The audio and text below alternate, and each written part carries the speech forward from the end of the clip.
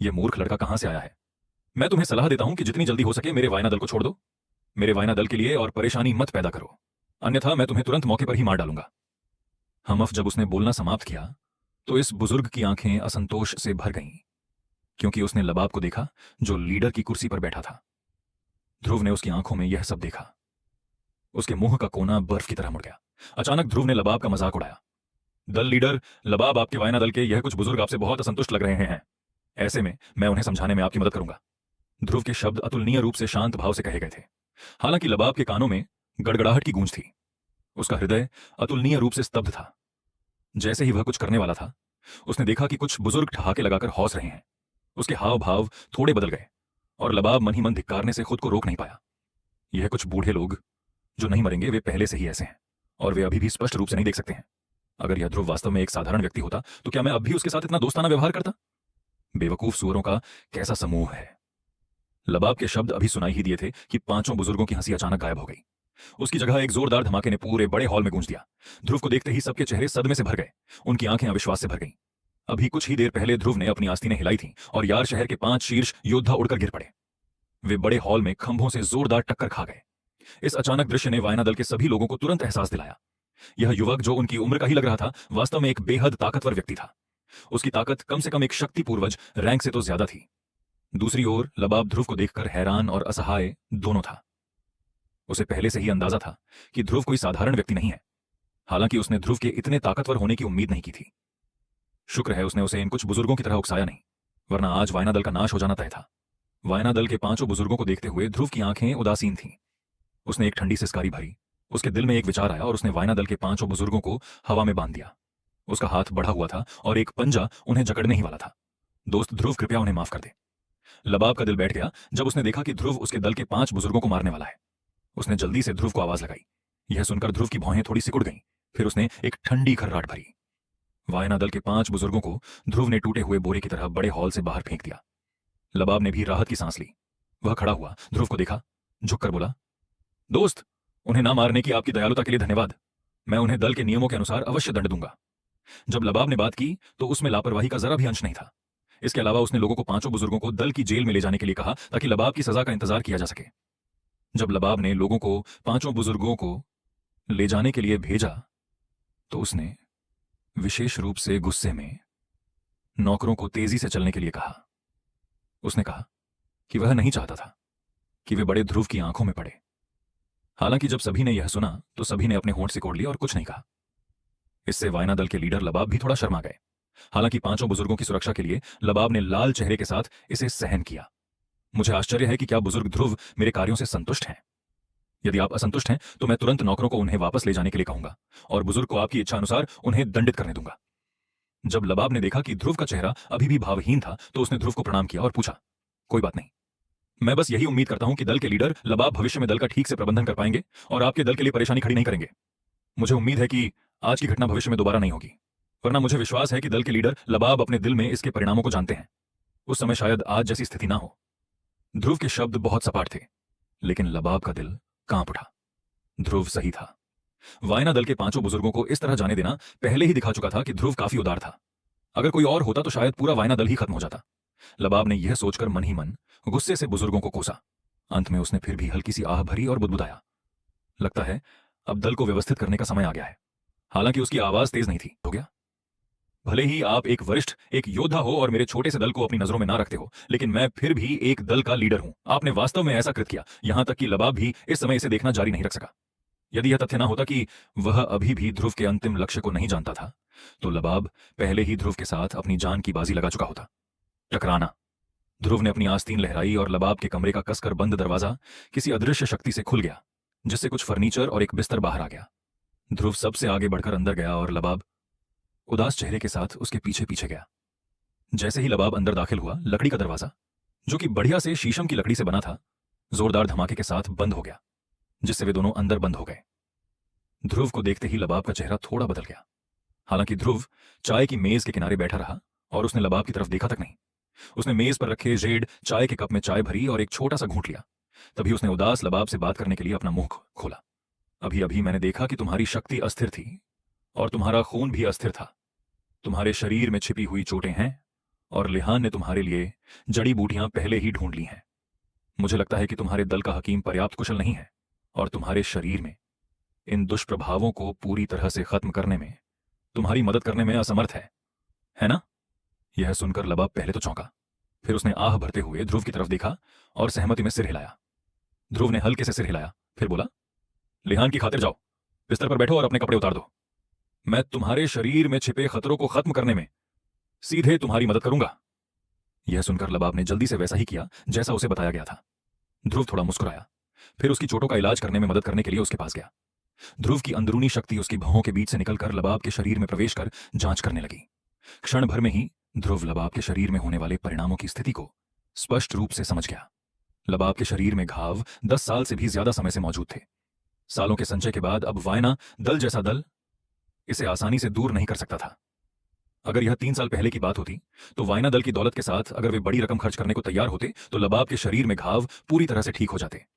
दुर्भाग्य से वायना दल के भीतर की आंतरिक कलह के कारण लबाब के शरीर में घाव निकालना मुश्किल हो गया था। इसके अलावा यह धीरे धीरे और भी गंभीर होता जा रहा था।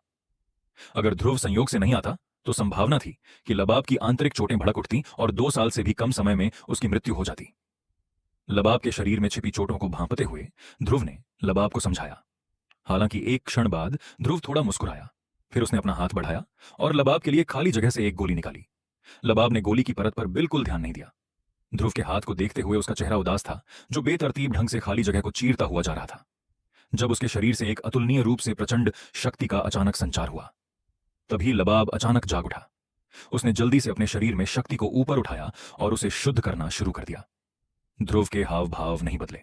वह अब भी उदासीन भाव से चाय की मेज के पास बैठकर चाय पी रहा था। हालांकि उसकी भौं के बीच हल्की सी सिकुड़न ध्रुव के दिल में बेचैनी की लकीरें दिखा रही थी।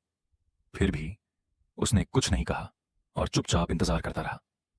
रात का समय, यार शहर, अजमा दल में टकराना। अजमा दल के लीडर सुबीर ने अपना बड़ा हाथ जोर से मेज पर पटका, जिससे देवदार की लकड़ी से बनी पूरी मेज चकनाचूर हो गई। सुबीर की दोनों आंखें अंतहीन हत्या की भावना से भरी थीं। उसके शरीर से महाशक्ति पूर्वज रैंक के शिखर पर बैठे एक योद्धा की आभा की लहरें निकल रही थीं, जिससे दल के चर्चा कक्ष में मौजूद सभी लोगों के मुंह और नाक से एक धीमी सी खर्राटे की आवाज निकल रही थी। एक एक करके वे बड़े हॉल से बाहर चले गए और केवल सुबीर ही बड़े हॉल में अकेला रह गया, जो गुस्से से दहाड़ रहा था। हम वायना दल लबाब, तुमने सचमुच मुझसे सीधे टकराने की हिम्मत की। शाबाश, क्योंकि तुम्हें लगता है कि वायना दल बहुत समय से मौजूद है, इसलिए मैं तुम्हें बर्बाद कर दूंगा। हम सुबीर का चेहरा क्रूरता से भर गया और वह हॉल के बाहर की ओर दहाड़ता हुआ गया। अगले ही पल एक इंसान तुरंत दौड़कर अंदर आया। सुबीर ने अपना मुंह खोला और फिर से दहाड़ा। चलो जाकर देखते हैं कि क्या बड़े बुजुर्ग अपने एकांतवास से बाहर आए हैं। उन्होंने कहा था कि वे आज बाहर आएंगे। अगर वे बाहर आ गए तो वायना दल का नाश हो जाएगा। हे लीडर, सुबीर को चिंता करने की कोई जरूरत नहीं है। यह बूढ़ा आदमी पहले ही बाहर आ चुका है। मुझे बस यह नहीं पता कि लीडर वायना दल को कब खत्म करने की योजना बना रहा है। जैसे ही सुबीर ने बोलना समाप्त किया, एक बूढ़ा व्यक्ति हॉल के प्रवेश द्वार पर प्रकट हुआ। भांग के कपड़े पहने उस बूढ़े व्यक्ति को स्वाभाविक रूप से दिन में हुई घटनाओं के बारे में पहले से ही पता था। हालांकि वह अभी भी अपने दल के लीडर के चरित्र से अच्छी तरह वाकिफ था, क्योंकि सुबीर ने कहा था कि वह अगले दिन कार्रवाई करेगा, इसलिए वह निश्चित रूप से दूसरे पक्ष को अगली सुबह तक जीवित नहीं रहने देगा। इसीलिए उसने इस समय यह प्रश्न पूछा। यह सुनकर सुबीर मुस्कुराया और उसने भांग के वस्त्र पहने बूढ़े व्यक्ति की ओर देखा, जो धीरे धीरे हॉल में चल रहा था। फिर उन्होंने कहा, क्योंकि बड़े बुजुर्ग अपने एकांतवास से बाहर आ गए हैं, इसलिए अब वायना दल को खत्म करने का सबसे अच्छा समय है। यह सुनकर भांग के वस्त्र पहने बूढ़े व्यक्ति के चेहरे पर एक भयावह मुस्कान आ गई। दोनों ने आगे कोई बातचीत नहीं की और हॉल से बाहर चले गए। कदमों की आहट के बीच अजमा दल के सभी कुलीन योद्धा इकट्ठा हो गए थे। वे बस वायना दल को मारने के सुबीर के आदेश का इंतजार कर रहे थे। स्वाभाविक रूप से अजीमा दल की बड़ी गतिविधियां वायना दल की जांच से बच नहीं सकती थी। इसके अलावा अजीमा दल की जीत पहले से ही उनके हाथ में थी, इसलिए उन्हें चालाकी करने की कोई जरूरत नहीं थी। वे सभी बड़े बड़े कदमों से चल रहे थे। उनकी आवाजें आसमान को हिला रही थीं। पूरा यार शहर थोड़ा शोरगुल से भर गया। हर कोई अजीमा दल और वायना दल के बीच युद्ध के अंतिम परिणाम पर बहस कर रहा था। कुछ लोगों को उम्मीद थी कि अजीमा दल अंतिम विजय प्राप्त कर पाएगा। ऐसा इसलिए था क्योंकि वायना दल के काम करने के तरीके को यार शहर के लोगों ने सचमुच स्वीकार किया था। हालांकि और भी लोग थे जो केवल आहें भर सकते थे। हालांकि वायना दल अच्छा था। दल का भाग्य पहले ही समाप्त हो चुका था। दल का विनाश पहले से ही अपरिहार्य था। भले ही वायना दल बच निकले, वे हमेशा के लिए बेघर कुत्तों का जीवन ही जी सकते थे। वे फिर से कैसे उड़ सकते थे? वायना दल, फर्क सिर्फ इतना था कि मौजूदा वायना दल शांत और शांतिपूर्ण था। आने वाले बड़े युद्ध को लेकर किसी को जरा भी घबराहट नहीं थी, मानो इन सब का उनसे कोई लेना देना ही ना हो। वे अपने काम में लगे थे। उन्हें स्वाभाविक रूप से पता था कि अजीमा दल वायना दल पर हमला करने वाला है। हालांकि उस दल में ध्रुव था, एक वरिष्ठ जिसकी ताकत बहुत ज्यादा थी। अगर अजीमा दल अपनी सारी सेना भी लगा दे तो भी वे क्या कर सकते थे? वे फिर भी हार कर लौटेंगे। यह भी संभव था कि वे सभी वायना दल में ही मर जाएं। हालांकि वे ऐसा सोचते थे, लबाब ने ऐसा नहीं सोचा था। लबाब ने वायना दल के आलसी सदस्यों को देखा और उसके चेहरे पर चिंता के भाव उभर आए। वायना दल का उत्थान और पतन पूरी तरह से एक ऐसे वरिष्ठ के हाथों में कैसे सौंपा जा सकता था जिससे उसकी मुलाकात एक दिन से भी कम समय के लिए हुई थी। इसके अलावा ध्रुव के वायना दल में बने रहने का कारण ध्रुव का लिहान के प्रति अच्छा प्रभाव ही था। वायना दल का अंत कैसे हुआ, इससे उसका कोई लेना देना नहीं था। इसलिए वायना दल के सदस्यों को प्रेरित करने के लिए लबाब के पास यह कहानी गढ़ने के अलावा कोई चारा नहीं था कि ध्रुव वायना दल के मामलों की परवाह नहीं करेगा। जब सभी ने यह सुना तो उनके दिल दहल गए और कुछ बेचैन हो गए। हालांकि इस समय वायना दल के बाहर युद्ध की आहट गूंज उठी। वायना दल के सदस्य इस समय जाग गए, लेकिन तब तक बहुत देर हो चुकी थी। बड़ा युद्ध पहले ही आ चुका था। लबाब ने वायना दल की हवेली के बाहर देखते हुए भें चढ़ाई। वहां दो आभाएं थीं जिनसे वह बेहद भयभीत हो गया। एक की आभा इतनी शांत थी कि उसे पहचानना मुश्किल था, जबकि इन दो आभाओं ने उसके पूरे शरीर को बर्फ जैसी ठंड से भर दिया। जब वायना दल के लोगों ने भी इन दो शक्तिशाली आभाओं को महसूस किया तो वे इतने भयभीत हो गए कि उनके चेहरे मौत के समान पीले पड़ गए। उनके चेहरे राख जैसे हो गए और एक साधक की न्यूनतम लड़ाकू भावना भी बिना किसी निशान के गायब हो गई। पूर्ण शक्ति के सामने उन्होंने अंततः पीछे हटने का फैसला किया। उस तरह की शक्ति का वे मुकाबला नहीं कर सकते थे। उस तरह की शक्ति वास्तव में बहुत शक्तिशाली थी। दुगा के मामा लीडर, पहले बुजुर्ग और अन्य 5 लोग मिलकर भी काम करें तो भी वे निश्चित रूप से इसका मुकाबला नहीं कर पाएंगे जब तक ध्रुव कोई कदम नहीं उठाता। हालांकि अभी ध्रुव ने उन्हें पहले ही स्पष्ट रूप से बता दिया था कि वह कोई कदम नहीं उठाएगा, इसलिए अब इस लड़ाई को लड़ने की कोई जरूरत नहीं थी। वायना दल के लोगों के चेहरे पीले पड़ गए थे। यह देखकर लबाब के मन में विचार तेजी से घूम गए। आखिरकार उसे एक उपाय सूझा। उसने वायना दल के लोगों से चिल्लाकर कहा, क्या ऐसा हो सकता है कि तुम सब हार मानने को इतने तैयार हो? तुम्हारी हार से बुजुर्ग ध्रुव के मन में हमारे वायना दल के लिए जो थोड़ी बहुत अच्छी छाप है वह भी पूरी तरह से खत्म हो जाएगी। अगर तुम में लड़ने का साहस नहीं है तो तुम बुजुर्ग ध्रुव के अनुग्रह और मदद की कैसे उम्मीद कर सकते हो? बिना शक्ति और साहस वाला दल बुजुर्ग का समर्थन कैसे प्राप्त कर सकता है? आओ अपना साहस दिखाओ और बड़े ध्रुव को हमारी कीमत दिखाओ। लड़ो, हमारे खून का इस्तेमाल हमारे वायना दल के अनंत काल के गौरव के लिए करो। सब लोग उठो, हमला करो। आजमा दल के उन दरिंदों को मार डालो। लबाब जितना ज्यादा बोलता गया उतना ही ज्यादा उत्तेजित होता गया। अंत में वह भीड़ पर गरजता हुआ भी दिखाई दिया। वायना दल के कई योद्धा भी प्रभावित हुए। सबने हाथ उठाकर एक साथ चिल्लाया, लड़ो, अजमा दल के उन दरिंदों को हराओ। उन्हें दिखा दो कि हमारा वायना दल कायर पैदा नहीं करता। उन सबको मार डालो। लड़ो लड़ो, हमारे दल की शान के लिए लड़ो। एक पल में वायना दल में हर कोई भविष्य के वैभव से रोमांचित हो उठा। उन्होंने अपने शरीरों में शक्ति का संचार करना शुरू कर दिया। रंग बिरंगी शक्ति के साथ असंख्य चमकदार रोशनियां आसमान की ओर उठ गईं। जैसे ही उनकी आभा बढ़ी, वायना दल की हवेली में हर किसी के शरीर से, चाहे वे पुरुष हो या महिला, बूढ़े हो या जवान, शक्ति बेतहाशा बाहर निकल आई, जिससे अनगिनत रंग बिरंगे प्रकाश के पर्दे बन गए जिन्होंने पूरे वायना दल को ढक लिया। यहां तक कि 5 बुजुर्ग जो पहले ध्रुव द्वारा घायल होने के बाद आराम कर रहे थे, एक शक्ति की आभा उत्सर्जित करने लगे। उन्होंने बलपूर्वक अपने शरीर को सहारा दिया और वायना दल की हवेली के मुख्य द्वार की ओर चल पड़े। ध्रुव, जो अतिथि कक्ष में था, ने भी इस क्षण अपने मुंह का कोना ऊपर उठाया। वह मन ही मन बुदबुदाया, यह वायना दल इतना बुरा नहीं है। शायद यह सचमुच मेरी मदद के लायक है। इस समय वायना दल के निवास के बाहर काले वस्त्र पहने और चेहरे पर काले कपड़े से ढके योद्धाओं के एक बड़े समूह ने पूरे वायना दल को इतनी कसकर घेर लिया था कि एक चींटी भी अंदर नहीं जा सकती थी। वायना दल के प्रवेश द्वार को देखते ही सभी के चेहरे घबराहट और उत्तेजना से भर गए थे। वायना दल के भीतर से आती दहाड़ की लहरों से वे पहले ही सुन चुके थे कि वायना दल इस बार सचमुच पूरे दल की ताकत से लड़ने वाला है। जैसा कि कहावत है, जब 2 बाघ लड़ते हैं तो एक का घायल होना निश्चित है।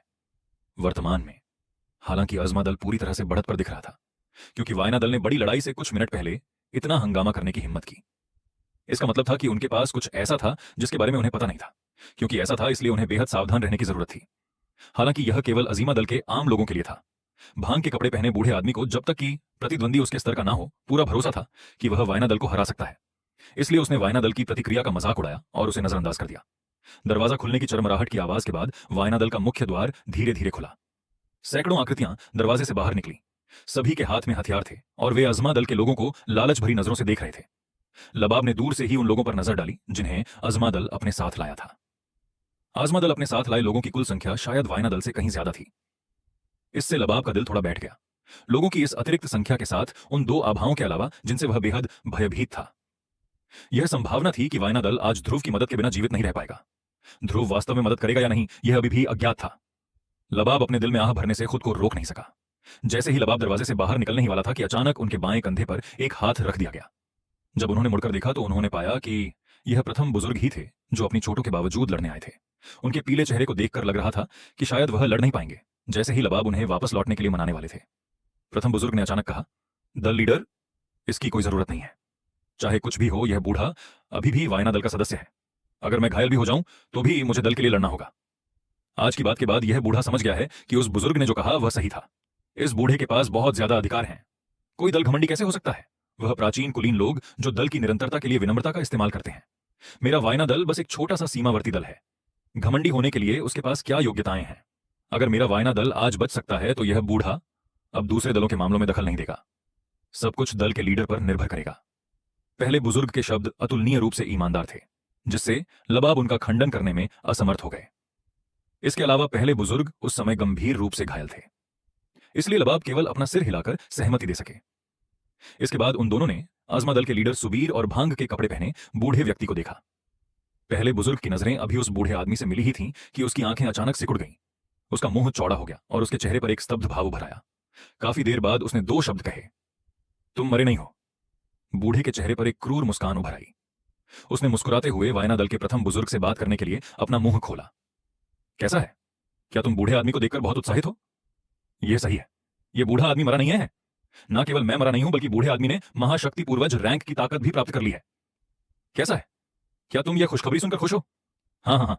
यह सुनकर प्रथम बुजुर्ग और वायना दल के सभी लोगों के दिल कांप उठे। उनकी आंखें अचानक सिकुड़ गईं और उनके चेहरे उस बूढ़े को देखकर स्तब्ध रह गए।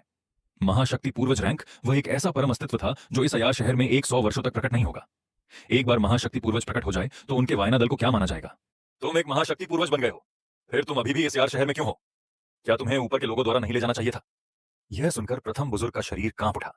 इसके बाद उसने अविश्वास से उस बूढ़े से पूछा। भांग के कपड़े पहने बूढ़े ने यह सुनकर ठंडी खर्राटे भरी। उसने वायना दल के पहले बुजुर्ग की ओर मुंह करके कहा, मैं स्वाभाविक रूप से नियमों से वाकिफ हूं। एक बार किसी की ताकत एक निश्चित स्तर पर पहुंच जाए तो उसे देर सवेर जाना ही होगा। हालांकि मैं तो बस अभी अभी इस रैंक पर पहुंचा हूं। मुझे मत बताओ कि मुझे घर पर एक रात आराम करने और कल जाने की इजाजत नहीं है। दूसरी ओर, पहले बुजुर्ग, इतने सालों में तुम्हारी ताकत में बहुत कम ही सुधार हुआ है। तुमने मुझे सचमुच हैरान कर दिया है। हाँ हाँ, वो पहले वाला जीनियस कहाँ है? वह पहले वाला परम जीनियस कहाँ है? अब देखने से तो लगता है कि वह बस औसत दर्जे का है। हाँ हाँ। भांग के कपड़े पहने बूढ़े आदमी के शब्दों में एक उपहासपूर्ण लहजा था, जिससे वायना दल के पहले बुजुर्ग को इतना गुस्सा आया कि उसका पूरा शरीर कांप उठा। अगर इस समय उसके शरीर में गंभीर चोट ना लगी होती तो शायद वह बहुत पहले ही आगे बढ़कर भांग के कपड़े पहने बूढ़े आदमी से लड़ चुका होता। इस क्षण लबाब को मानो कुछ याद आ गया। इससे पहले उसे भांग के कपड़े पहने वह बूढ़ा आदमी बस थोड़ा सा जाना पहचाना सा लगा था। जब उसे यह बात याद आई तो उसका चेहरा, जिस पर थोड़ी लालिमा आ गई थी, तुरंत थोड़ा पीला पड़ गया। काफी देर बाद ही उसने कुछ कांपती हुई आवाज में बात की। तुम अजमा दल के पुराने पीढ़ी के प्रथम बुजुर्ग बुराना हो। यह सुनते ही वायना दल के सभी लोगों के चेहरे पर एक अलग ही भाव आ गया। बुराना, यह एक ऐसा नाम था जिससे वायना दल के सभी लोगों ईद के दिलों में डर बैठ जाता था। जब बुराना युवा थे तो उनकी ताकत बहुत ज्यादा नहीं थी। वह दूसरे दलों के कुछ लोगों से थोड़े कमजोर भी थे। हालांकि बुराना में अदम्य दृढ़ता थी। हालांकि उनकी ताकत दूसरों से कमजोर थी, लेकिन अगर वह ट्रेनिंग पर ध्यान केंद्रित करते तो उनकी ताकत को शायद ही मजबूत माना जा सकता था। हालांकि जब उनकी ताकत शक्तिमान रैंक तक पहुंच गई तो किसी अज्ञात कारण से वह अचानक गायब हो गए। उस समय किसी ने उन पर ध्यान नहीं दिया था। उनके दृष्टिकोण से वह केवल एक छोटा शक्तिमान था और निश्चित रूप से कहीं मर गया होगा। हालांकि कुछ महीनों के लिए उनके गायब होने के बाद वायना दल को अचानक पता चला कि उनके दल के सदस्यों की संख्या कम हो रही है। वे सभी अजीब तरह से बिना किसी कारण के मर गए थे। इसके अलावा मरने वालों की ताकत बढ़ रही थी। उनमें से कुछ तो शक्ति सम्राट रैंक तक भी पहुंच गए थे। इससे वायना दल के सदस्य घबरा गए। बाद में पता चला कि यह बुराना ही था जो सबको मार रहा था, और उससे भी ज्यादा डरावना यह था कि वह हत्या की एक खतरनाक कला सीख गया था। यहां तक कि एक शक्ति सम्राट के लिए भी उससे निपटना मुश्किल होता। अंततः वायना दल के वर्तमान प्रथम बुजुर्ग की भी उसने हत्या कर दी। हालांकि अंतिम परिणाम अभी भी असफल रहा, लेकिन प्रथम बुजुर्ग जिनकी उस समय प्रतिष्ठा बढ़ रही थी उसको भी बुराना ने नष्ट कर दिया था। वह वायना दल का एक अपंग बन गया था और पिछले 100 वर्षों से वायना दल का सबसे बड़ा उपहास का पात्र बन गया था। इससे भी वायना दल क्रोधित हो गया। एक ओर उन्होंने वायना दल के सच्चे योद्धा को बुराना का पीछा करने के लिए भेजा, दूसरी ओर उन्होंने खुद को थोड़ा सा छुड़ाने की उम्मीद में अजीमा दल के साथ परेशानी मोल ली। हालांकि अंत में यह फिर भी विफलता में समाप्त हुआ। हालांकि वायना दल ने उस समय प्रथम बुजुर्ग को बताया था कि बुराना चट्टान से गिरकर मर गया था, लेकिन हर कोई जानता था कि यह सिर्फ एक औपचारिक मामला था। जैसी कि उम्मीद थी, पुराना नहीं मरा। ना सिर्फ वह मरा नहीं, बल्कि उसकी ताकत भी एक नए स्तर पर पहुंच गई थी। वह वायना दल के पहले बुजुर्ग से भी ज्यादा ताकतवर था। लबाब ने अपने दल के सदस्यों की आंखों में उदासी के निशान देखे और अचानक चीख पड़ा, हमारे वायना दल के कल की खातिर आगे बढ़ो। अजमा दल के इन सभी बदमाशों को मार डालो। उसकी आवाज गूंजने से पहले ही उसने मोर्चा संभाल लिया और आगे बढ़ गया। सभी ने दल लीडर की हताश मुद्रा देखी और ध्रुव को याद किया, जो अभी भी वायना दल के भवन में था। उनके दिलों में एक जबरदस्त युद्ध की भावना जाग उठी। उन्होंने अपने हाथों में धारदार तलवारें लहराईं और शक्ति बेतहाशा बढ़ी। एक पल में उन्होंने अजीमा दल के सदस्यों पर हमला बोल दिया। प्रथम बुजुर्ग, लीडर लबाब और बाकी लोग अजीमा दल के लीडर सुबीर और भांग के वस्त्र पहने उस बूढ़े व्यक्ति की ओर टूट पड़े। इस अचानक हमले के कारण अजीमा दल के सदस्य शुरुआत में ही पूरी तरह से परास्त हो गए। हालांकि वायना दल के सदस्यों की युद्ध भावना पहले ही भड़क चुकी थी और वे सभी अपनी जान की बाजी लगाकर हमला करते दिखाई दे रहे थे। फिर भी अजमा दल के पास बड़ी संख्या में लोगों का होना एक फायदा था। कुछ ही समय बाद अजमा दल की मानव तरंग रणनीति ने वायना दल को दबा दिया। ऐसा लग रहा था कि वायना दल का जल्द ही पूरी तरह से सफाया हो जाएगा। हालांकि आश्चर्य की बात यह थी कि युद्ध भूमि में अभी भी एक जगह थी जहां वायना दल के सदस्य मजबूती से जमे हुए थे। अजमा दल ने चाहे जिस तरह से हमला किया हो, वायना दल के सदस्यों ने उन्हें बलपूर्वक पीछे धकेल दिया। ध्रुव ने गौर से देखा और महसूस किया कि यह वही लोग थे जिनका नेतृत्व लिहान कर रहा था। लिहान ने ध्रुव को आमंत्रित करने के लिए अपने दल की पूरी ताकत लगाने की पूरी कोशिश की थी। यह देखकर अजीमा दल के पहले बुजुर्ग थोड़े उदास हो गए। उसने तुरंत एक ठंडी सिसकारी भरी और अजीमा दल के उन योद्धाओं को जिन्हें वायना दल के सदस्यों द्वारा लगातार पीटा जा रहा था और पीछे धकेल दिया गया था। उसका शरीर हिला और वह उस जगह की ओर दौड़ा जहां लिहान मौजूद था। वायना दल में ध्रुव को वायना दल के निवास के बाहर हो रही लड़ाई का आभास हुआ, साथ ही बुराना का भी, जो लिहान की ओर बढ़ रहा था।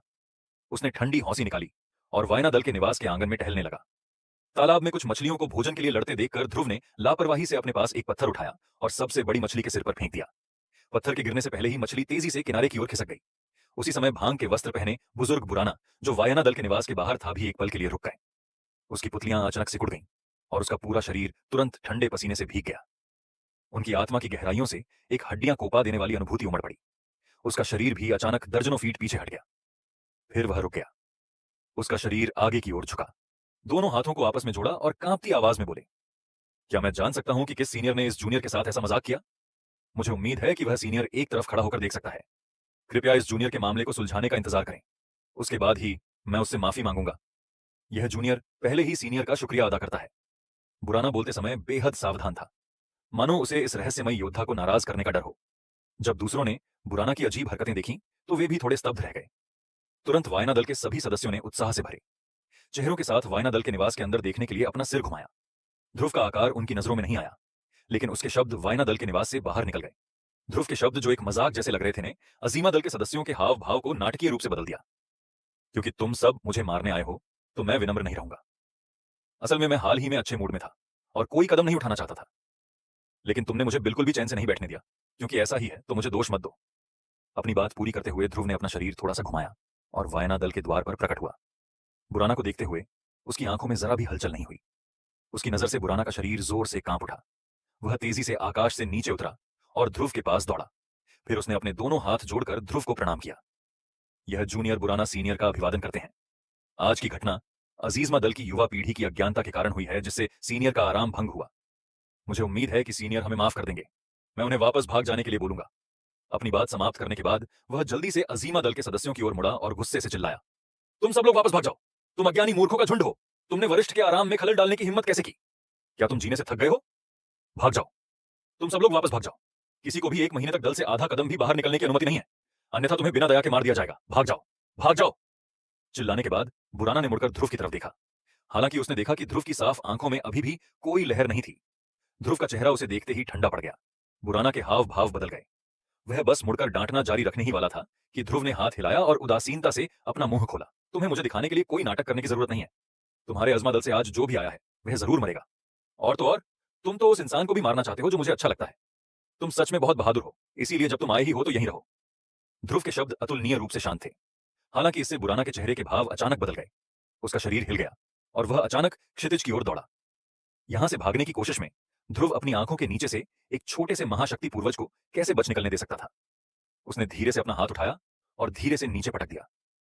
तेजी से भाग रहे बुराना के मुंह से एक धमाका निकला और वह जमीन पर ऐसे गिर पड़ा मानो उसे कोई जोरदार झटका लगा हो। अंत में उसके शरीर से एक धमाका निकला और वह जमीन पर ऐसे गिर पड़ा मानो उसे कोई जोरदार झटका लगा हो। अंत में उसके शरीर से एक धमाका निकला और वह जमीन पर ऐसे गिर पड़ा मानो उसे कोई जोरदार झटका लगा हो। अंत में उसके शरीर से एक धमाका निकला और वह जमीन पर ऐसे गिर पड़ा मानो उसे कोई जोरदार झटका लगा हो। अंत में उसके शरीर से एक धमाका निकला और वह जमीन पर ऐसे गिर पड़ा मानो उसे कोई जोरदार झटका लगा हो। अंत में उसके शरीर से एक धमाका निकला और वह जमीन पर ऐसे गिर पड़ा मानो उसे कोई जोरदार झटका लगा हो। अंत में उसके शरीर से एक धमाका निकला एंड वह जमीन पर ऐसे गिर पड़ा मानो उसे कोई जोरदार झटका लगा हो। अंत में उसके शरीर से एक धमाका निकला और वह जमीन पर ऐसे गिर पड़ा मानो उसे कोई जोरदार झटका लगा हो। अंत में उसके शरीर से एक धमाका निकला और वह जमीन पर ऐसे गिर पड़ा मानो उसे कोई जोरदार झटका लगा हो। अंत में उसके शरीर से एक धमाका निकला और वह जमीन पर ऐसे गिर पड़ा मानो उसे कोई जोरदार झटका लगा हो। अंत में उसके शरीर से एक धमाका निकला और वह जमीन पर ऐसे गिर पड़ा मानो उसे कोई जोरदार झटका लगा हो। अंत में उसके शरीर से एक धमाका निकला एंड वह जमीन पर ऐसे गिर पड़ा मानो उसे कोई जोरदार झटका लगा हो। अंत में उसके शरीर से एक धमाका निकला और वह जमीन पर ऐसे गिर पड़ा मानो उसे कोई जोरदार झटका लगा हो। अंत में उसके शरीर से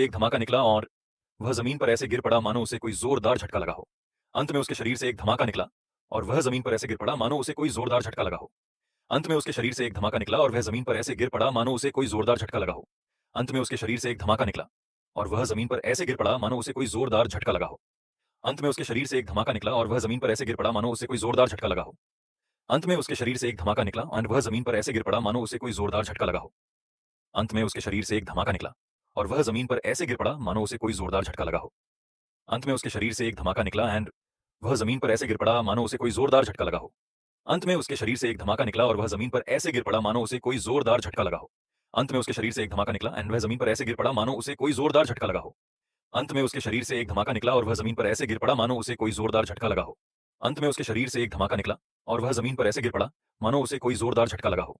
अंत में उसके शरीर से एक धमाका निकला और वह जमीन पर ऐसे गिर पड़ा मानो उसे कोई जोरदार झटका लगा हो। अंत में उसके शरीर से एक धमाका निकला और वह जमीन पर ऐसे गिर पड़ा मानो उसे कोई जोरदार झटका लगा हो। अंत में उसके शरीर से एक धमाका निकला और वह जमीन पर ऐसे गिर पड़ा मानो उसे कोई जोरदार झटका लगा हो। अंत में उसके शरीर से एक धमाका निकला और वह जमीन पर ऐसे गिर पड़ा मानो उसे कोई जोरदार झटका लगा हो। अंत में उसके शरीर से एक धमाका निकला और वह जमीन पर ऐसे गिर पड़ा मानो उसे कोई जोरदार झटका लगा हो। अंत में उसके शरीर से एक धमाका निकला और वह जमीन पर ऐसे गिर पड़ा मानो उसे कोई जोरदार झटका लगा हो। अंत में उसके शरीर से एक धमाका निकला और वह जमीन पर ऐसे गिर पड़ा मानो उसे कोई जोरदार झटका लगा हो। अंत में उसके शरीर से एक धमाका निकला और वह जमीन पर ऐसे गिर पड़ा मानो उसे कोई जोरदार झटका लगा हो। अंत में उसके शरीर से एक धमाका निकला और वह जमीन पर ऐसे गिर पड़ा मानो उसे कोई जोरदार झटका लगा हो। अंत में उसके शरीर से एक धमाका निकला और वह जमीन पर ऐसे गिर पड़ा मानो उसे कोई जोरदार झटका लगा हो। अंत में उसके शरीर से एक धमाका निकला और वह जमीन पर ऐसे गिर पड़ा मानो उसे कोई जोरदार झटका लगा हो। अंत में उसके शरीर से एक धमाका निकला और वह जमीन पर ऐसे गिर पड़ा मानो उसे कोई जोरदार झटका लगा हो। अंत में उसके शरीर से एक धमाका निकला और वह जमीन पर ऐसे गिर पड़ा मानो उसे कोई जोरदार झटका लगा हो। अंत में उसके शरीर से एक धमाका निकला और वह जमीन पर ऐसे गिर पड़ा मानो उसे कोई जोरदार झटका लगा हो। अंत में उसके शरीर से एक धमाका निकला और वह जिससे जमीन का एक बड़ा हिस्सा लाल हो गया था। बुराना की लाश देखकर सभी दंग रह गए। यहां तक कि अजीमा दल के जो सदस्य जमीन पर लौट रहे थे उनके चेहरे पर भी भाव नहीं रहे। फिर वे पागलों की तरह भागने लगे। यहां तक कि अजीमा दल के उच्च वर्ग के लोग भी यही स्थिति में थे। ध्रुव की आंखें अजीमा दल के सभी लोगों को देखते हुए उदासीन थी। उसने एक बार फिर अपना हाथ उठाया और उसे कसकर भी लिया।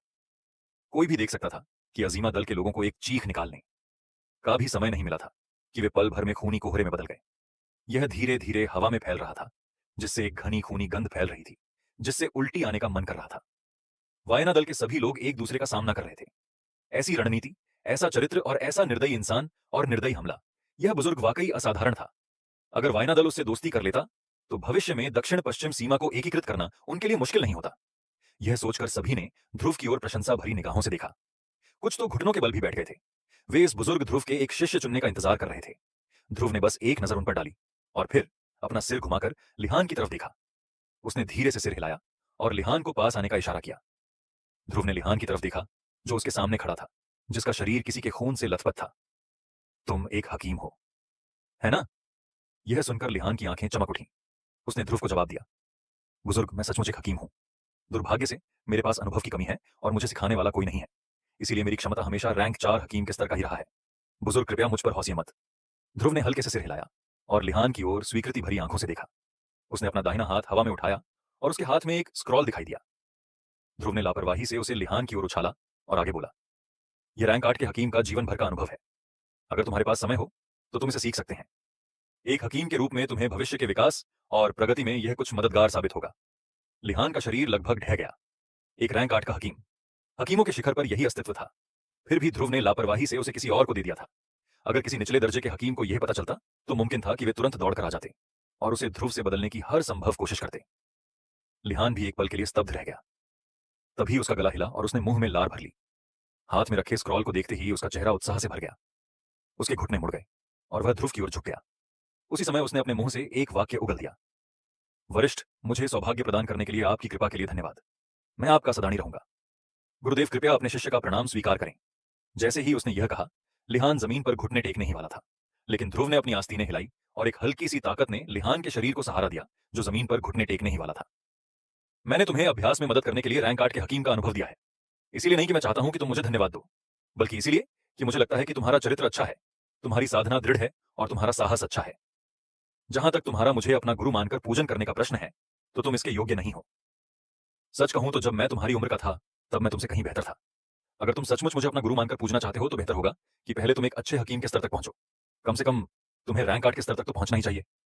जैसे ही ध्रुव के शब्द निकले, रैंक 4 हकीम लिहान ने भी अपना चेहरा जोर से हिलाया। रैंक 8 का हकीम ही उसका शिष्य बनने का हकदार था। ध्रुव इतना शक्तिशाली था, यह अकल्पनीय था। यह शब्द सुनते ही लिहान की पुतलियां अचानक सिकुड़ गईं और उसका शरीर अचानक कांप उठा।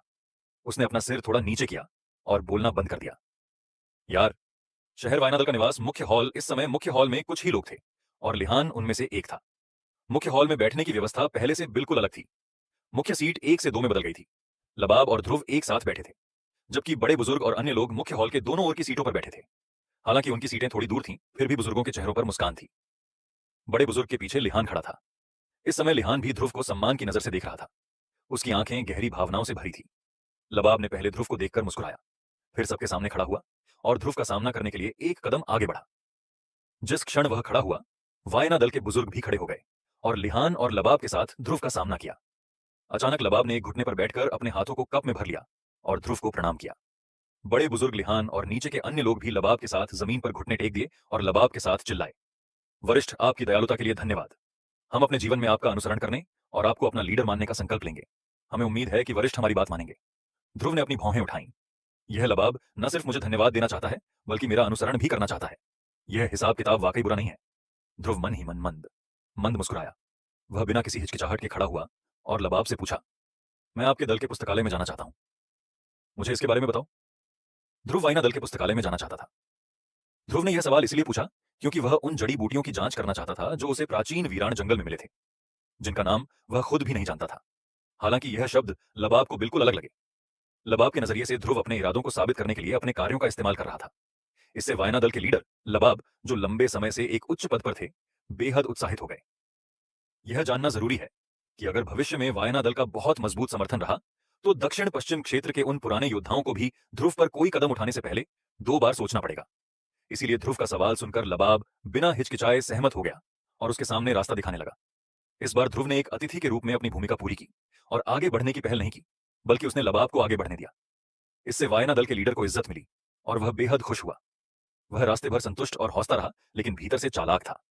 उसे पता था कि पीछे ध्रुव जैसा मजबूत व्यक्ति मौजूद है।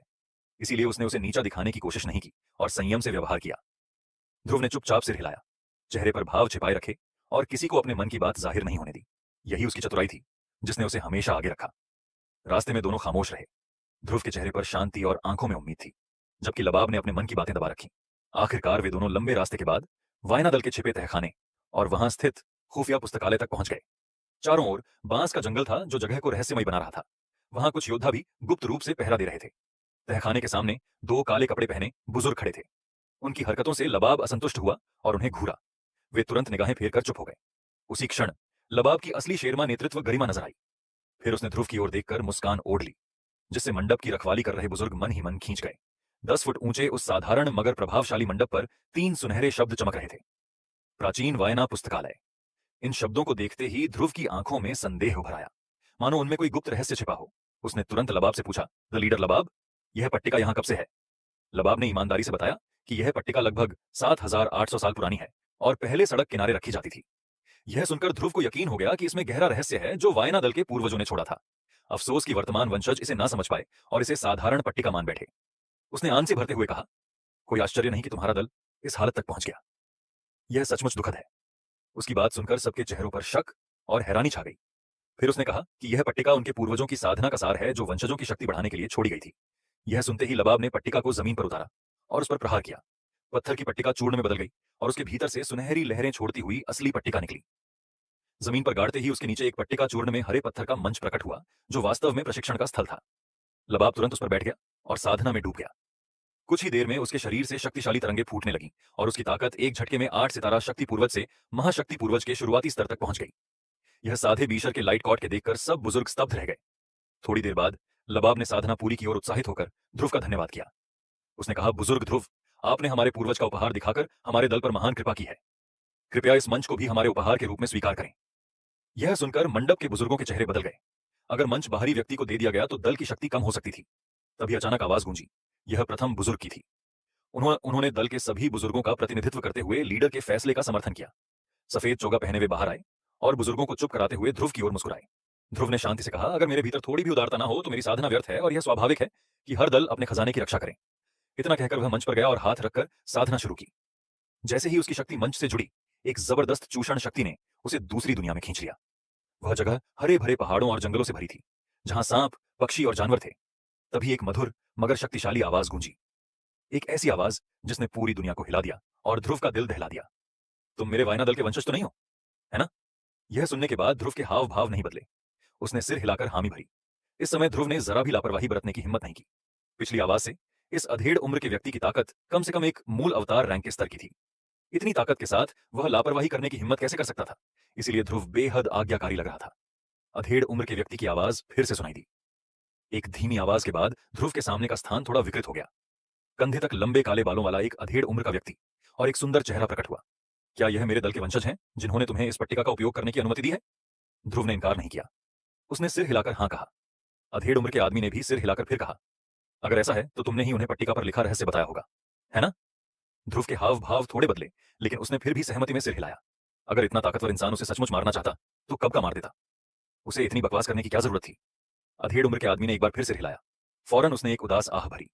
दूर क्षितिज को देखते हुए उसकी निगाहें भी कुछ बेजान हो गई थीं, मानो उसने अतीत में दल के गौरवशाली दिन देखे हों। बदकिस्मती से वे दिन पहले ही दूर हो चुके थे और अब उनके नहीं रहे। अतीत का गौरव इतिहास बन चुका था। अब सिर्फ एक उजाड़ वायना दल था, एक ऐसा वायना दल जो केवल बाहरी ताकत के भरोसे ही फिर से उठ खड़ा हो सकता था। एक पल बाद अधेड़ उम्र के आदमी की निगाहें आखिरकार एक बार फिर दृढ़ हो गई। उसकी निगाहें एक बार फिर आशा से भर गईं। उसने अपना सिर घुमाया और आह भरते हुए ध्रुव की ओर देखा। ध्रुव भी अचानक उसकी निगाहों से चौंक गया।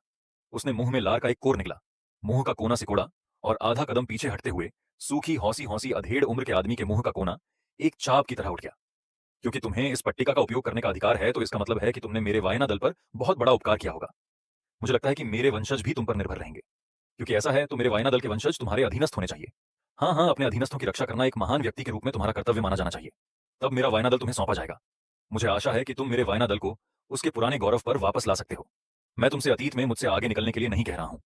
जब तक तुम यह सुनिश्चित कर सकते हो कि मेरे वायना दल को दक्षिण पश्चिम क्षेत्र में एक स्थान मिल सके, यह पर्याप्त होगा।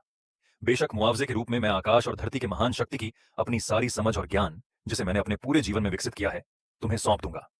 तुम क्या सोचते हो इस बारे में? यह सुनकर ध्रुव के हाव भाव थोड़े बदल गए। इसके तुरंत बाद उत्साह की एक लहर दौड़ गई। हालांकि अंत में वह अभी भी अनिश्चित और झिझक रहा था। हालांकि अपनी साधना बढ़ाना अच्छा था, फिर भी उसे कुछ और काम निपटाने थे। अगर वह दक्षिण पश्चिम क्षेत्र में ज्यादा देर तक रुका तो संभवतः पुराण की खोज में लगने वाला समय बहुत देर से मिलेगा। इसीलिए ध्रुव तय नहीं कर पा रहा था कि उसे रुकना चाहिए या जाना चाहिए। अगर वह रुकता तो उसकी शक्ति बढ़ जाती और वह आकाश और धरती के महान शक्ति को समझ पाता, जिससे भविष्य में उसके लिए साधना करना आसान हो जाता। हालांकि अपने लक्ष्य की ओर उसकी प्रगति बहुत धीमी होती। वह अभी भी नहीं जानता था कि आतिश दैत्य भूत कौन था, वह उसे इतना परिचित क्यों था और वह कहां से आया था। यह सभी अज्ञात रहस्य थे जिनके उत्तर उसे खोजने थे। ध्रुव को नहीं पता था कि आतिश दैत्य भूत उसे मारने के लिए लोगों को लाएगा या नहीं। अगर वह सचमुच आता तो बोलने वाला व्यक्ति निश्चित रूप से ऐसा व्यक्ति होता जिसका ध्रुव सीधे सामना नहीं कर सकता था। उस समय अगर आतिश दैत्य भूत ने कोई कार्रवाई नहीं की तो ध्रुव को जीवन मरण के एक बड़े संकट का सामना करना पड़ेगा। परिणाम स्वरूप ध्रुव के लिए जल्दी से कोई निर्णय लेना मुश्किल हो जाएगा। अधेड़ उम्र का व्यक्ति ध्रुव की चिंताओं को समझ पा रहा था। उसका अनुरोध थोड़ा ज्यादा लग रहा था। उसने कुछ बार पलकें झपकाईं और फिर से ध्रुव की ओर देखा। अगर तुम्हारे मन में कोई शंका है तो तुमको उसके बारे में ज्यादा सोचने की जरूरत नहीं है। अगर अभी तुम्हारे पास कोई जरूरी काम है तो तुम्हें वायना दल में ज्यादा समय तक रहने की जरूरत नहीं है। जब तक तुम भविष्य में वायना दल को दक्षिण पश्चिम क्षेत्र में ऊंचा स्थान दिला सकते हो और उसका पतन नहीं होने दे सकते, तुमको हर समय वायना दल में रहने की जरूरत नहीं है। मैं बस यही उम्मीद करता हूं कि जब वायना दल मुश्किल में हो तो तुम वायना दल की मदद कर सको, वायना दल की वंशावली को खत्म ना होने दें। एक वरिष्ठ होने के नाते तुमसे मेरी बस यही एक गुजारिश है। अधेड़ उम्र के व्यक्ति ने हल्की सी आह भरी और अपने स्वर में विनती के भाव के साथ पूछा। यह देखकर ध्रुव ने आखिरकार सिर हिला दिया। अधेड़ उम्र के व्यक्ति को देखने वाली उसकी नजर में एक अतिरिक्त दृढ़ता झलक रही थी। अधेड़ उम्र का व्यक्ति बेबसी से मुस्कुराया और सिर हिलाया। सच कहूं तो हालांकि वह ताकतवर था और ध्रुव के लिए इस विरासत का आकर्षण था, लेकिन अंततः यह काफी नहीं था। दूसरे लोग इसे देख नहीं पाते, लेकिन वह कैसे ना देख पाता कि ध्रुव की ताकत न केवल इतनी मजबूत थी कि वह उससे ज्यादा कमजोर ना हो, बल्कि सबसे महत्वपूर्ण बात यह थी कि ध्रुव अभी भी युवा था, लेकिन उसने इस मुकाम तक पहुंचने के लिए 100 साल से ज्यादा का ट्रेनिंग की थी। इसीलिए ध्रुव की प्रतिभा के साथ उससे आगे निकलना बस समय की बात थी। अगर उसे पर्याप्त समय दिया जाता तो इस दुनिया पर भी उसका स्थान बन सकता था। इसके बाद उसने ध्रुव की ओर देखा। हालांकि उसके लिए मुंह खोलना थोड़ा मुश्किल था, फिर भी उसने आखिरकार अपनी बात कह दी। इस अधेड़ उम्र के व्यक्ति ने ध्रुव से कुछ मुश्किल से बात की। छोटे दोस्त, इस बूढ़े आदमी का एक गुस्ताख अनुरोध है। मुझे उम्मीद है कि तुम इसे मान लोगे। ध्रुव ने हल्की सी भौहें चढ़ाई, लेकिन फिर भी अधेड़ आदमी को अपनी बात जारी रखने का इशारा किया। अधेड़ आदमी ने थोड़ी शर्मिंदगी के साथ कहा, यह बूढ़ा आदमी उम्मीद करता है कि तुम बिजली दंड की शपथ लेकर मेरा विश्वास अपने ऊपर सुनिश्चित कर लो। मुझे उम्मीद है कि तुम सहमत होंगे। यह सुनते ही ध्रुव के हाव भाव तुरंत बदल गए। बिजली दंड की शपथ एक भयानक चीज थी जिसके बारे में वह पहले सिर्फ जानता था। ध्रुव इतनी भयानक चीज को अपने साथ बंधे होने को कैसे स्वीकार कर सकता था?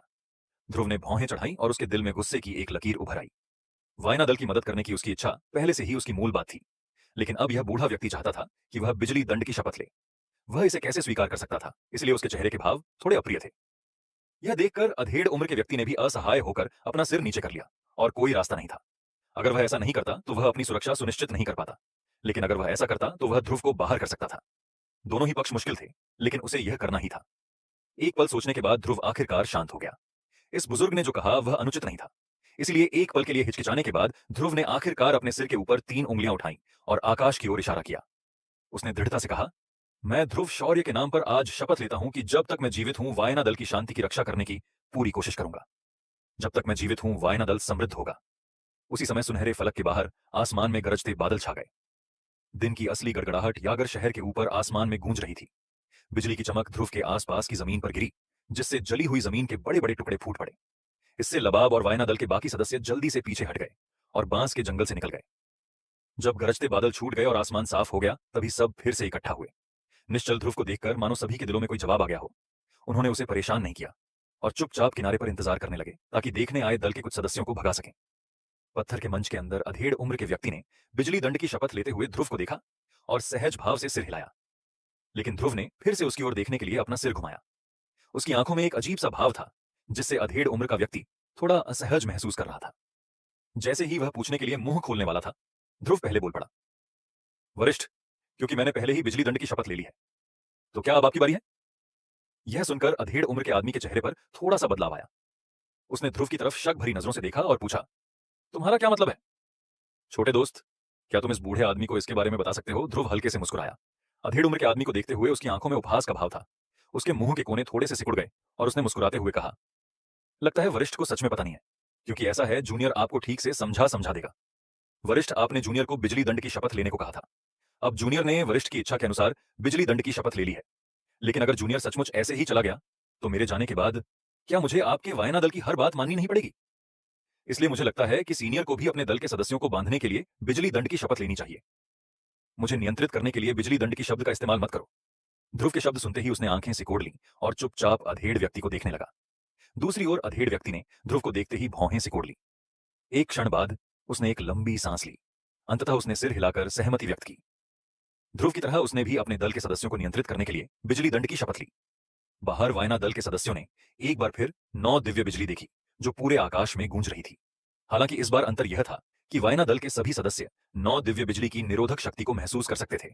ऐसा लग रहा था मानो कोई चीज उनके किसी दूसरे हिस्से को नियंत्रित कर रही हो। अगर वे उस हिस्से का उल्लंघन करते तो उन्हें निश्चित रूप से स्वर्गीय बिजली की सजा भुगतनी पड़ती। हालांकि दल के लीडर, पहले बुजुर्ग और कुछ अन्य लोगों के अलावा वास्तव में कोई और नहीं जानता था कि वह रहस्यमय हिस्सा क्या था। प्रथम बुजुर्ग और दल के लीडर लबाब ने एक दूसरे को देखा। वे एक दूसरे की आंखों में बेबसी और खुशी की लकीरें देख सकते थे, फिर भी उन्होंने कुछ नहीं कहा। वे चुपचाप वहीं खड़े इंतजार करते रहे, किसी को भी ध्रुव के पास नहीं आने दिया। ध्रुव का चेहरा संतुष्टि से भरा था। जब उसने अधेड़ व्यक्ति को पट्टिका के भीतर से बिजली दंड की शपथ लेते देखा, उसके मुंह के कोने पर एक मुस्कान उभर आई। जब उसने अधेड़ व्यक्ति से नजरें मिलाईं और मुस्कुराया, हालांकि किसी को नहीं पता था कि वे दोनों अपने मन में क्या सोच रहे थे। ध्रुव और अधेड़ व्यक्ति थोड़ी देर बातें करते और हौसते रहे। फिर अधेड़ व्यक्ति को देखते ही उनकी आंखों से एक आह निकल गई। अधेड़ व्यक्ति भी कुछ समझ गया था और उसने मन ही मन आह भरी। आखिरकार मुख्य कार्यक्रम आ ही गया था। अधेड़ उम्र के आदमी ने उलझन भरी नजरों से ध्रुव को देखा। उसने आह भरी और आखिरकार सिर हिलाया। उसने ध्रुव से कहा, पहले मैं तुम्हें अपना परिचय दे दूं। तुम्हें मेरे बारे में कुछ भी समझ नहीं आ रहा है। मेरा नाम लिगान है और मैं यांग दल का उपदल लीडर हूं, जो 1500 साल पहले दक्षिण पश्चिम क्षेत्र के 5 प्रमुख दलों में से एक था। मेरे आसमानी फना कदम के कारण मुझे पवन सम्राट के रूप में जाना जाता था। दुर्भाग्य से मेरे यांग दल को एक 200 साल पहले एक बड़ी विपत्ति का सामना करना पड़ा। दल के हजारों लोग अप्राकृतिक मृत्यु से मर गए। दल के आंतरिक अनुयायी बिखर गए। अंत में केवल मेरा वायना दल ही बचा। सच कहूं तो यह वास्तव में मेरी एक बहुत बड़ी भूल थी। इस बिंदु तक बोलते बोलते लियान को अतीत की कुछ दुखद बातें याद आ गईं। उसने हल्की सी आह भरी सिर उठाया और ध्रुव की तरफ देखा। फिर उसने अपनी बात जारी रखने से पहले एक बनावटी मुस्कान दी। लेकिन मैं आज यह शब्द नहीं कहूंगा। चलो तुम्हें वह विरासत दे दूं जिसका मैंने वादा किया था। यह सुनकर ध्रुव की आंखें भी उत्साह से भर आईं। उसने चमकती आंखों से लियान को देखा। यह देखकर लियान हल्के से मुस्कुराए। उसके हाथों की सीलें लगातार बदल रही थीं। रहस्यमयी उंगलियों की सीलों का एक समूह उभर रहा था। लियान के सामने का स्थान भी लगातार विकृत हो रहा था। लहरों की लहरें छोड़ रहा था। ध्रुव के चेहरे के भाव भी और अधिक उत्तेजित होते जा रहे थे। यही वह चीज थी जिसकी ध्रुव को सबसे ज्यादा परवाह थी। अब जब उसके सामने एक शानदार अवसर था तो ध्रुव उत्साहित कैसे ना होता। अचानक लिहान, जो अपने हाथ में एक सील बना रहा था, ने ध्रुव को याद दिलाया, चिंता मत करो, मैं तुम्हें यहां याद दिला दूं क्योंकि आज इतने सालों में पहली बार मैं जागा हूं और यह विरासत मेरी आत्मा के इस कण में समा गई है। इसलिए इसे पूरी तरह से अलग करना शायद बहुत मुश्किल है। मुझे डर है कि असफलता की संभावना बहुत ज्यादा है। इसलिए तुम्हें मानसिक रूप से तैयार रहना होगा। अपनी बात खत्म करते ही ध्रुव के जवाब का इंतजार किए बिना उसने फिर से अपने हाथों में मौजूद सीलों पर ध्यान केंद्रित किया। ध्रुव के हाव भाव भी थोड़े गंभीर हो गए। उसकी अंदरूनी शक्ति लियान के शरीर की रक्षा के लिए फैल गई। आखिरकार अगर वह असफल हुआ तो वाकई बहुत बड़ा नुकसान होगा। इस वजह से भी ध्रुव को सावधान रहना पड़ा। जैसे जैसे समय बीतता गया, लियान के हाथों में मौजूद सीलें और भी जटिल होती गईं। उसके चेहरे पर पहले जैसा शांत भाव भी धीरे धीरे गंभीर होता गया। उसका ठोस शरीर भी धीरे धीरे धुंधला होता गया। लेकिन उसके शरीर के चारों ओर के आयामी उतार चढ़ाव और भी तीव्र होते गए। उससे भयानक आभा के निशान निकल रहे थे, जिससे शून्य लगातार कांप रहा था और छोटी छोटी आयामी दरारें फैल रही थीं। लिहान की भेंद भी सिकुड़ी हुई थी। जैसे जैसे वह अपने हाथों में मौजूद सीलों को देखता, उसकी आंखों के भाव और भी गंभीर होते जाते। इससे ध्रुव का दिल हवा में लटक गया। उसने उम्मीद नहीं की थी कि उसके शरीर से एक विरासत को पूरी तरह से हटाना इतना मुश्किल होगा। इस बार वह सचमुच इस बूढ़े के हाथों में पड़ गया था। ध्रुव बेबसी से मुस्कुराया। उसने अपना सिर हिलाया और अब इस बारे में कुछ नहीं सोचा। वह बस वहीं पालथी मारकर बैठ गया और चुपचाप लिहान का इंतजार करने लगा। 2 घंटे बाद ध्रुव की थोड़ी बंद आंखें आखिरकार धीरे धीरे खुली और ध्रुव पलक झपकते ही लिहान के सामने आ खड़ा हुआ। उसके मुंह के कोनों पर एक चमकदार मुस्कान उभर आई, मानो उसके कंधों से कोई भारी बोझ उतर गया हो। लिहान को देखते हुए उसकी आंखें थोड़ी भावुक थीं। इस समय लिहान का शरीर लड़खड़ा रहा था। उसका पहले से चिकना और रक्त लाल चेहरा अतुलनीय रूप से पीला पड़ गया था। उसका पूरा शरीर मानो ढह गया हो। वह अपने अंतिम वर्षों में किसी बूढ़े व्यक्ति जैसा लग रहा था। हालांकि उसके पीले चेहरे पर एक मुस्कान थी, मानो उस पर से कोई बड़ा बोझ उतर गया हो। ध्रुव से बात करने के लिए मुंह खोलते समय उसकी आवाज कुछ कमजोर थी। मैंने तुम्हें निराश नहीं किया है। अंततः मैं सफल रहा हूं। मुझे आशा है कि यह विरासत तुम्हारे लिए कुछ मददगार साबित होगी। ध्रुव भी जानता था कि लिगान के लिए यह आसान नहीं था, इसलिए उसने ज्यादा कुछ नहीं कहा। उसकी नजर लियान के सामने शून्य में तैरती मुट्ठी भर हल्के हरे रंग की ऊर्जा गेंद पर गई। पहली नजर में ही ध्रुव की नजर हल्के हरे रंग की ऊर्जा गेंद पर गई, गहराई से गई। ध्रुव की आंखें और भी चमक उठी, मानो वह ऊर्जा गेंद को जबरदस्ती अपनी आंखों में खींच लेना चाहता हो। ध्रुव थोड़ा शांत हुआ। उसका गला बैठ गया और उसने मुंह में लार निगल ली। उसने सोचा भी नहीं था कि इस दुनिया में आते ही उसे इतना बड़ा उपहार मिलेगा। वह उत्साहित कैसे ना होता। पहले वह अभी भी इस बात को लेकर घबराया हुआ था कि क्या वह पवन सम्राट की विरासत प्राप्त कर पाएगा। हालांकि प्राचीन सम्राट की विरासत अब उसके सामने थी। इसके अलावा ध्रुव के लिए प्राचीन सम्राट की विरासत उसकी पहुंच में थी। ऐसा स्वप्न जैसा एहसास उसे उत्साहित कैसे न करता। ध्रुव ने इसके बारे में ज्यादा नहीं सोचा। उसकी अंदरूनी शक्ति से भरा हुआ हाथ आगे बढ़ा। एक राजसी अंदरूनी शक्ति उसकी हथेली से निकली और क्षण भर में ऊर्जा गेंद को लपेट लिया। इस क्षण ध्रुव ने महसूस किया कि उसका दिल तेजी से धड़क रहा है। ऐसा लग रहा था मानो वह उसके शरीर से बाहर निकल जाएगा। एक ऐसा एहसास जिसे दबाना मुश्किल था। ध्रुव मुस्कुराया और अपना सिर हिलाया। उसका मूल रूप से धुंधला शरीर अंततः इस दुनिया से गायब होने से पहले धीरे धीरे पारदर्शी हो गया। ध्रुव ने भी लियान की गायब होती आकृति को देखने के लिए अपना सिर उठाया, जिसके बाद उसने अपने हाथ में ऊर्जा गेंद को देखा। उसके मुंह के कोने पर एक मुस्कान दिखाई दी, क्योंकि वह हवा में पालथी मारकर बैठ गया और उसे निखारने लगा। ध्रुव हवा में पालथी मारकर बैठ गया और थोड़ी देर आराम करने लगा। उसने अपनी आभा वापस खींची और मन को शांत किया। अपने शरीर और आत्मा को सर्वोत्तम स्थिति में लाने के बाद ध्रुव ने अपनी हथेली घुमाई और प्रकाश के गोले को अपने मुंह में निगल लिया। निगलने की ध्वनि के बाद ध्रुव के शरीर से, जो अंदरूनी शक्ति के संचय से बना था, अचानक एक चमकदार हरे प्रकाश की लहर निकली। हरा प्रकाश चारों दिशाओं में फैल गया और सूर्य को ढक लिया। पत्थर के मंच से बना आयाम तुरंत ढह गया और बिखर गया। बस एक छोटा सा पहाड़ी जंगल बचा था। बाकी एक खाली जगह थी। ध्रुव के शरीर के भीतर एक राजसी ऊर्जा का उदय हुआ। हालांकि यह उसकी आत्मा से बना एक शरीर था। इस समय ध्रुव अभी भी अपने शरीर में लगातार वृद्धि महसूस कर पा रहा था। उसकी अंदरूनी शक्ति तेजी से वापस ले ली और से ऐसे निकल गई जैसे वह भाग रही हो। ध्रुव की अंदरूनी शक्ति अभी उसके शरीर में लौटी ही थी कि उसके शरीर से एक भव्य शक्ति तरंग फूट पड़ी, जिससे लबाब और वायना दल के प्रथम बुजुर्ग तुरंत वहां से चले गए। वे उस छोटी सी जगह को छोड़कर चले गए जहां लाखों लोग थे। बाहर बांस के जंगल की बात करें तो उसी समय ध्रुव के शरीर से निकली भव्य शक्ति तरंग एक विशाल वायु तरंग में बदल गई, जो बाहर की ओर बह गई। बांस का जंगल तुरंत खंडहर में बदल गया। चारों ओर धूल उड़ रही थी, जिससे कोई भी अंदर की स्थिति को स्पष्ट रूप से नहीं देख पा रहा था। हालांकि शक्ति तरंगों के कारण जो बाहर की ओर बह रही थी, कोई भी अंदर नहीं जा पा रहा था। इसीलिए हालांकि वे अपने दिलों में बेचैनी महसूस कर रहे थे, वे केवल आज्ञाकारी रूप से बाहर खड़े होकर चुपचाप प्रतीक्षा कर सकते थे। साथ ही उन्होंने अन्य दल के सदस्यों को भी तमाशा देखने आने से रोक दिया। जब अन्य दल के सदस्यों ने यह देखा तो वे असहाय होकर अपने दिलों में जिज्ञासा को दबाकर दूर से ही देख सकते थे। बाहर हंगामा मच गया। स्वाभाविक रूप से ध्रुव का पक्ष भी इससे अछूता नहीं था। उसके शरीर से प्रचंड और प्रबल शक्ति की लहरें फूट पड़ी, जिससे ध्रुव का पूरा चेहरा अचानक अत्यंत गंभीर हो गया।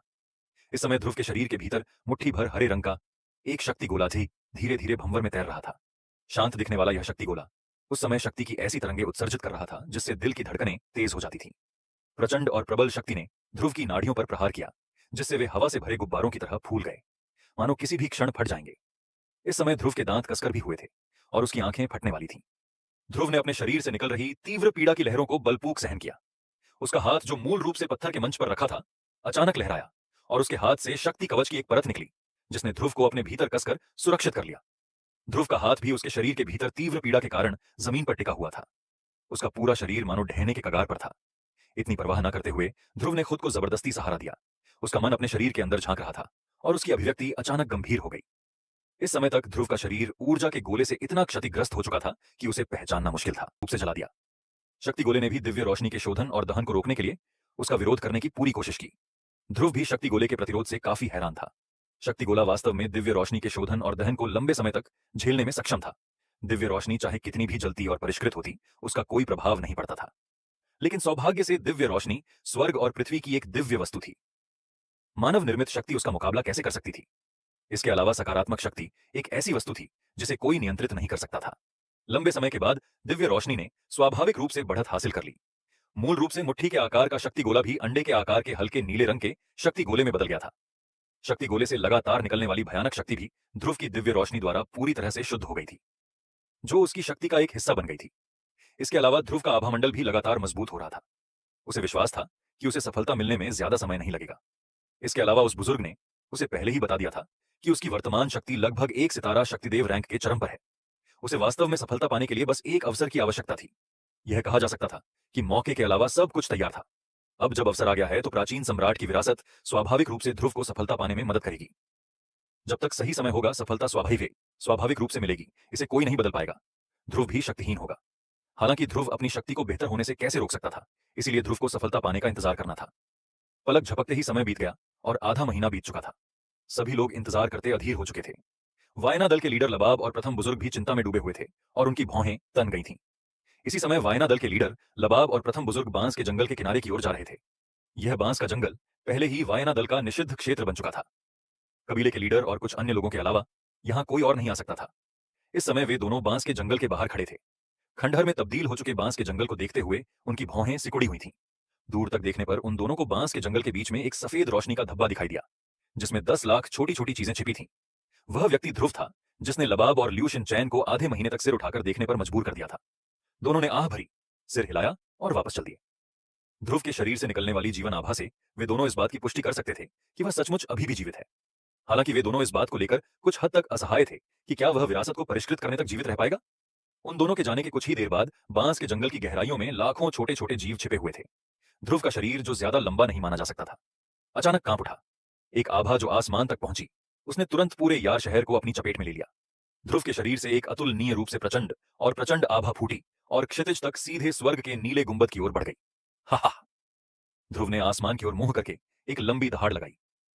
यह दहाड़ जबरदस्त थी, अजगर की दहाड़ जैसी, लेकिन इसने दुनिया को चौंका भी दिया। इसने हजारों मील के दायरे में मौजूद जानवरों को हिलाकर रख दिया। वे जरा भी हिलने की हिम्मत नहीं कर पा रहे थे और सिर्फ अपने मुंह से धीमी दहाड़े ही निकाल पा रहे थे। इससे सभी को बेहद अजीब सा महसूस हो रहा था। इस लंबी दहाड़ ने उस वीरान प्राचीन जंगल की गहराइयों में मौजूद कुछ जानवरों की भी आंखें धीरे से खोल दी। उनकी आंखों से एक गहरी और गंभीर अभिव्यक्ति निकल रही थी। ध्रुव का पूरा शरीर कांप उठा। उसके जोड़ों के टकराने की आवाजें गूंज उठी। ध्रुव ने अपने हाथ पैर थोड़े हिलाए, फिर एक स्पष्ट हंसी निकाली।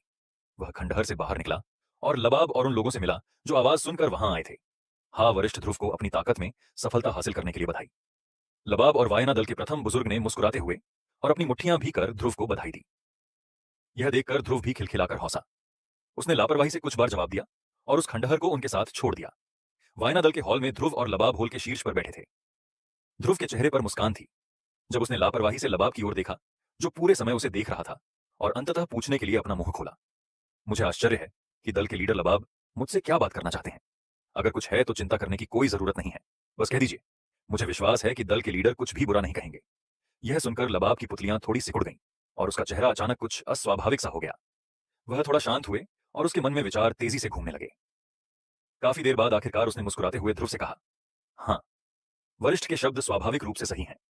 मेरे कुछ प्रश्न हैं जिनके बारे में मैं वरिष्ठ से स्पष्टीकरण मांगना चाहूंगा। लबाब ने बोला, ध्रुव की ओर देखते हुए उसकी नजरें कुछ हद तक टालमटोल वाली थीं। ध्रुव की बात करें तो उसे लबाब के सवाल की जरा भी परवाह नहीं थी। वह स्वाभाविक रूप से जानता था कि क्योंकि लियान जो पट्टिका के अंदर था चाहता था कि वह किसी भी कीमत पर 9 दिव्य बिजली की शपथ ले, तो वह निश्चित रूप से वायना दल को बताएगा। आखिरकार 9 दिव्य बिजली की शपथ मूल रूप से ध्रुव को बांधने के लिए इस्तेमाल की गई थी। हालांकि अंततः इसे ध्रुव ने ही खोजा था, अन्यथा ध्रुव पहले ही वायना दल की कठपुतली बन चुका होता। और अब 2 9 दिव्य बिजली के कारण लबाब पट्टिका के अंदर ध्रुव की सही स्थिति जानना चाहता था। यह सुनकर ध्रुव बहुत असंतुष्ट हुआ। हालांकि ध्रुव अपने दिल में असंतुष्ट था, फिर भी उसने कम से कम विरासत तो हासिल कर ली थी और उसने कुछ भी नहीं खोया था। इसीलिए उसने लबाब के सवाल की ज्यादा परवाह नहीं की। इस प्रकार ध्रुव एक पल के लिए रुकने के बाद उसने धीरे से लबाब की घबराई हुई निगाहों के नीचे अपना मुंह खोला और अपनी अभिव्यक्ति को बदले बिना लबाब से कहा, बुरा नहीं है, आपके वायना दल के पूर्वजों का लक्ष्य मूलतः प्राप्त हो गया है। लबाब, जिसने अभी अभी यह सुना था, को आश्चर्यचकित होने का भी समय नहीं मिला और वह तुरंत चुप हो गया। उसका थोड़ा सा खुला मुंह फिर बंद नहीं हुआ। उसकी दोनों आंखें ध्रुव को घूर रही थीं, जिससे दूसरों को लगा कि यह हास्यास्पद है। ध्रुव भी मुस्कुराया और लबाब ने भी ध्रुव की मुस्कुराहट के कारण प्रतिक्रिया व्यक्त की। एक पल में उसके चेहरे पर ठंडा पसीना आ गया। उसका बैठा हुआ शरीर भी अनजाने में ऊपर उठ गया। उसके मुंह के कोने हल्के से फड़क उठे। उसके चेहरे पर रोने से भी ज्यादा बदसूरत मुस्कान उभर आई। उसने ध्रुव से पूछा, वरिष्ठ, आप क्या सोचते हो? आपका क्या मतलब है? ध्रुव ने ठंडी मुस्कान के साथ लबाब की ओर एक हड्डियां कंपा देने वाली नजर डाली। इससे लबाब के चेहरे के भाव अचानक बदल गए। उसका शरीर कांप उठा और वह जल्दी से खड़ा हो गया और हाथ जोड़कर ध्रुव से माफी मांगने लगा। जूनियर ने आपको नाराज किया है? मुझे उम्मीद है कि वरिष्ठ मुझे माफ कर देंगे। जूनियर अब भी वरिष्ठ की बातों पर प्रतिक्रिया नहीं दे पा रहा है। मुझे उम्मीद है कि सीनियर मुझे माफ कर देंगे। हम, यह अच्छी बात है कि आप समझ गए। कुछ बातें ऐसी होती हैं जिन्हें अगर जोर से कहा जाए तो लोग मर जाएंगे। जब यह कुछ शब्द बोले गए तो ध्रुव के हाथ में चाय का कप अचानक फट गया और पाउडर में बदल गया, जो सभी दिशाओं में बिखर गया। साथ ही इससे लबाब के चेहरे के भाव भी एक बार फिर बदल गए। उसका पहले से झुका हुआ शरीर 90 डिग्री तक झुक गया, जिससे वह ध्रुव के चेहरे के भाव साफ नहीं देख पा रहा था। जहां तक इस बात का सवाल है कि लबाब ने जानबूझकर इसे टाला था या नहीं, यह अज्ञात है। दुर्भाग्यवश जैसे ही वह ध्रुव की नजरों से बचने के लिए नीचे झुका, उसने ध्रुव के चेहरे पर चिढ़ाने वाले भाव को नहीं देखा। ध्रुव ने अपना गला साफ किया और बोलना जारी रखने की तैयारी की। हालांकि जब लबाब ने यह देखा तो उसने जल्दी से एक बिना क्षतिग्रस्त चाय का प्याला लिया और ध्रुव के लिए ठीक से गर्म चाय का प्याला दिया। हम यह देखते हुए कि तुम्हारे पूर्वज ने विरासत आगे बढ़ाई है, मैं आज तुम्हारी जान बख्श दूंगा। हालांकि बात करें तो तुम्हारे वायना दल के पूर्वज वाकई बहुत ही चरित्रवान थे। दुर्भाग्यवश उसके तरीके बहुत निर्दयी थे। इस बार जब मैंने 9 दिव्य बिजली की शपथ ली तो मुझे डर है कि यह मेरे जीवन में पहली बार है कि मुझे किसी ने धोखा दिया है। हम, जहां तक तुम्हारी बात है, वायना दल के वंशज, तो बेहतर होगा कि तुम मुझसे कोई उम्मीद ना रखो। मैंने उनसे यह वादा किया है कि जब तुम्हारा वायना दल खतरे में होगा तो मैं तुम्हारे वायना दल की रक्षा करूंगा। यही सबसे बड़ा काम है जो मैं कर सकता हूं। इसीलिए मैं तुम्हें सलाह देता हूं कि जब मैं आसपास ना रहूं तो मेरे लिए परेशानी खड़ी करना बंद करो, वरना भले ही मैं 9 दिव्य बिजली की शपथ से बंधा हुआ हूं, मैं फिर भी तुम्हारे वायना दल का सफाया कर दूंगा। लबाब के चेहरे के भाव बदल गए, लेकिन पहले से कहीं बेहतर। उसकी नजरें घूम गईं और उसने अपने हाथ ध्रुव की ओर बढ़ा दिए। लबाब आखिरकार शांत हुए और ध्रुव से बात की। जूनियर समझता है, वरिष्ठ का ऐसा कर पाना मेरे वायना दल के लिए सबसे बड़ी रियायत है। जूनियर निश्चित रूप से अपने बर्थ थारती दल के लोगों पर लगाम लगाने की पूरी कोशिश करेगा और उन्हें हर जगह परेशानी पैदा करने से रोकेगा। अगर कोई इसका उल्लंघन करता है तो मैं उसे आसानी से नहीं छोड़ूंगा। लबाब के शब्द दृढ़ और निर्णायक थे। उनमें जरा भी लापरवाही नहीं थी। लोग उनके शब्दों में निश्चितता सुन सकते थे। यह सुनकर ध्रुव ने थोड़ा सिर हिलाया। तभी उसने कुछ और कप चाय पी। वह उठा और धीरे धीरे हॉल से बाहर चला गया। यह देखकर लबाब जल्दी से उसके पीछे चला गया। एक पल बाद लबाब ने अपने पैरों के नीचे देखकर थोड़ा भौहें चढ़ाई। उसने सिर उठाया और ध्रुव से पूछा, क्या मैं जान सकता हूं कि वरिष्ठ क्या कर रहे हैं? ध्रुव थोड़ा मुस्कुराया पर कोई जवाब नहीं दिया। उसकी आकृति चमक उठी और वह उस जगह पहुंच गया जहां लोग छिपे थे, बड़े दरवाजे के सामने। लबाब ने अपनी भौहें उठाई। तभी उसे आधे महीने पहले ध्रुव का अनुरोध याद आया। लबाब ने बेबसी से अपना सिर हिलाया। बलवान हमेशा कुछ बातों का बहुत ध्यान रखते थे। एक छोटा सा दल 10 लाख लोगों को छुपाए रखे, यह तो बहुत छोटी बात थी। अतीत में वह कितना भी गौरवशाली रहा हो, अब वह क्या कर सकता है। लबाब तेजी से ध्रुव के सामने से गुजरे और उस जगह पहुंचे जहां 10 लाख लोग छिपे थे। बड़े दरवाजे के सामने अब 10 लाख लोग छिपे हुए थे। कहा जाता है कि अब वहां कोई पट्टिका नहीं बची थी जो दल के महत्वपूर्ण स्थान का प्रतीक हो। यह बिल्कुल एक साधारण मंडप जैसा लग रहा था। लबाब उस जगह पर खड़ा था, दरवाजे के सामने। उसके हाथों में सीलें बदल गईं, रहस्यमयी सीलें बनाई गईं और उस जगह पर ठोक दी गई जहां लाखों लोग छिपे हुए थे। लकड़ी के दरवाजे के ऊपर पानी की लहरों की तरह लहरें फैल गईं। दूसरी ओर ध्रुव चुपचाप लबाब के पीछे खड़ा था। उसने खंडहरों के ऊपर खड़े इस एकाकी मंडप को देखा और फिर हरी चट्टान के सामने लगी सुनहरी पट्टिका पर नजर डाली। ध्रुव ने आह भरी। उसने अपना हाथ बढ़ाया और एक धीमी गहरी दबी हुई आवाज सुनी। ध्रुव की तर्जनी से अंगूठे के आकार के जेड हरे रंग के ज्वाला के पौधों का एक समूह निकला। यद्यपि यह एक छोटी सी ज्वाला थी, किंतु जैसे ही ज्वाला उठी ऐसा लगा मानो संसार में एक अनछुक गर्जना सी उत्पन्न हो गई। ध्रुव का मन विचलित हो गया। उसकी अंदरूनी शक्ति गहरे हरे रंग की ज्वाला के इस छोटे से समूह के साथ फैलकर बांस के जंगल के खंडहरों से जुड़ गई। फिर ध्रुव के नियंत्रण में वह धीरे धीरे जमीन में धंस गई और अंततः जमीन में विलीन हो गई। इस समय लबाब आखिरकार उस जगह पहुंच गया। बड़ा दरवाजा खुल गया। ध्रुव ने लबाब की ओर देखा, जिसकी नाक पर पसीना आ रहा था, और वह हल्का सा मुस्कुराया। फिर उसने अपना पैर उठाया और उस जगह में कदम रखा जहां लोग छिपे थे। अंदर लबाब ने उस जगह पर एक और नजर डाली। जब उसने अपने सामने खंडहर देखा तो उसकी आंखें थोड़ी धुंधली हो गईं। उसने आंख भरी और मुड़कर ध्रुव का पीछा करते हुए उस जगह पहुंच गया। अंदर 10 लाख लोग छिपे हुए थे। अंदर भंडारण अलमारियां व्यवस्थित ढंग से रखी हुई थीं। प्राचीन युद्ध तकनीकें और साधना विधियों की पुस्तकें भंडारण अलमारियों पर व्यवस्थित ढंग से रखी हुई थीं। एक नजर में ध्रुव ने सबसे अंदर वाले शेल्फ पर नजर डाली, जो काफी समय से उपेक्षित लग रहा था। उसने उस पर साहित्यिक क्लासिक्स लिखा देखा। ध्रुव के होठों पर मुस्कान आ गई। छोटे लोगों के लिए यह किताबें सिर्फ देखने लायक थीं और ज्यादा काम की नहीं थी। हालांकि ध्रुव के लिए यह बिल्कुल वही थी जिनकी उसे जरूरत थी। ध्रुव कुछ कदम आगे बढ़ा और भंडारण अलमारियों के सामने पहुंचा। उसकी गोरी हथेलियां धूल से ढकी पुरानी किताबों को धीरे से पलट रही थीं। आखिरकार ध्रुव की नजर कोने में रखी एक पुरानी किताब पर पड़ी। वह थोड़ी टूटी हुई लग रही थी। ध्रुव किताब खोलने के लिए बेताब था। किताब पर अलग अलग तरह की औषधीय जड़ी बूटियों के चित्र और अलग अलग प्रभाव वाली व्याख्याएं अंकित थीं। ध्रुव ने अपनी हथेली घुमाई और आयाम चीर कर उसमें से एक जेड हरे रंग की चीज निकली, जिसे ध्रुव ने लबाब से मांगा था। उसके पतले और लंबे तने और पत्तियां केवल 1 फुट लंबी थीं। उसकी जड़ों में थोड़ी मिट्टी थी और वह किसी बैल के औषधीय पौधे जैसा लग रहा था। ध्रुव ने बैल के बताए अनुसार किताब में खोजबीन की। जब लबाब ने देखा कि ध्रुव को कुछ मिल गया है तो वह आगे बढ़कर उसे देखना चाहता था, लेकिन ध्रुव ने अपनी आस्तीन हिलाई और शक्ति कवच ने उसे 3 फीट दूर ही रोक लिया। शक्ति कवच के पर्दे के कारण लबाब अंदर की स्थिति को देखने में असमर्थ था और केवल धैर्यपूर्वक प्रतीक्षा कर सकता था। बैंगनी बेल रैंक 9 की बैंगनी 0। आत्मा गोली की मुख्य जड़ी बूटी। इसे अंकुरित होने में 100 साल, बढ़ने में 1000 साल और पूरी तरह से परिपक्व होने में 5000 साल लगते हैं। अंकुरण काल के दौरान यह 1000 वर्षों से संचित अपनी प्राकृतिक शक्ति का उपयोग बिजली के प्रकोप को आकर्षित करने के लिए कर सकती है। यह बिजली की शक्ति का उपयोग स्वयं को शुद्ध करने और औषधीय शक्ति को निखारने के लिए कर सकती है। यदि यह बिजली के कष्ट को सहन कर सके तो बैंगनी बेल सीधे परिपक्व होकर एक पूर्ण परिपक्व बैंगनी बेल आत्मा बन सकती है। यह बुद्धि प्राप्त करेगी और संसार में एक सामान्य व्यक्ति की तरह विचरण करेगी। इसकी साधना विद्वान रैंक तक भी पहुंच सकती है। यह देखकर ध्रुव ने जीभ चटकाई और आह भरी। बिजली परीक्षा खत्म होते ही विद्वान रैंक तक एक जड़ी बूटी पहुंच जाएगी। यह अप्रत्याशित था। उसने दूसरी चीज के बारे में पढ़ना शुरू किया, जो दुष्ट आत्मा दानव फल रैंक 9 की सम्राट गोली के लिए एक आवश्यक जड़ी बूटी थी। यह दुनिया भर की हजारों आत्माओं की मृत आत्माओं को अवशोषित कर लेता है और उसे रहस्यमय फल बनाता है। दुष्ट आत्मा वृक्ष के 1000 साल तक बढ़ने के बाद ही यह फल देना शुरू करता है। 10,000 साल बाद ही एक वृक्ष 10 फल दे सकता है। इन 10 फलों में से केवल 9 ही मनुष्य द्वारा खाए जा सकते हैं। शेष एक को प्रवाह के साथ चलना होगा, वरना इसका इस्तेमाल करने वाला जरूर मर जाएगा। वजह क्या है, यह कोई नहीं जानता। बस इतना पता है कि पहले जो भी 10वां फल इस्तेमाल करता था वह किसी अनजान वजह से इस्तेमाल से पहले ही फट जाता था और मर जाता था। इसीलिए दुनिया में जिस किसी को भी अज्ञात मूल का दुष्ट आत्मा फल मिलता वह उसे फेंक देता। आखिरकार कोई नहीं जानता था कि दानव फल निश्चित मृत्यु लाएगा या नहीं। इसीलिए दुनिया में जो भी व्यक्ति दुष्ट आत्मफल का सामना करेगा वह उससे महामारी की तरह बचेगा। ध्रुव कुछ घंटों तक देखता रहा। उसका दिल कुछ घंटों के लिए सदमे में रहा। कुछ जड़ी बूटियां जो मार्कस से बहुत पहले ही गायब हो गई थीं, और कुछ दुर्लभ पौधे जिनके बारे में उसने सिर्फ किंवदंतियों में सुना था और पहले कभी नहीं देखे थे। इन सब बातों ने ध्रुव को बेहद हैरान कर दिया। आखिरकार ध्रुव थोड़ा शून्य भी हो गया। पूरी दोपहर ध्रुव के चौंकने की यही प्रक्रिया दोहराते हुए बीत गई। जब आसमान में अंधेरा छा गया तभी ध्रुव हैरान चेहरे और उलझन में लबाब को वायना दल के रिहायशी इलाके में वापस ले आया। दुर्भाग्य से लबाब को कुछ भी पता नहीं चला। वह बस पलकें झपकाकर उसे अनदेखा कर सकता था। ताकतवर लोग वाकई बेमिसाल अजीब होते हैं। हालांकि जब लबाब ध्रुव को लेकर चला गया तो उसने यह नहीं देखा कि उसके आसपास के खंडहर पहले से ही एक बड़े हरे भरे बांस के जंगल में बदल चुके थे। दूसरे दिन सुबह तक लबाब को दल के सदस्यों की चौंकती निगाहों के सामने पिछली रात की बात याद नहीं आई। इससे लबाब भी बेहद हैरान हो गए। शक्तिशाली लोग सचमुच सर्वशक्तिमान होते थे। दुनिया में ऐसा कुछ भी नहीं था जो वे ना कर सकें। जब तक शक्ति है, दुनिया की हर चीज, चाहे वह प्राकृतिक ही क्यों ना हो, कुछ भी नहीं थी। लबाब ने धीरे से आह भरी। वायना दल अभी भी बहुत कमजोर है।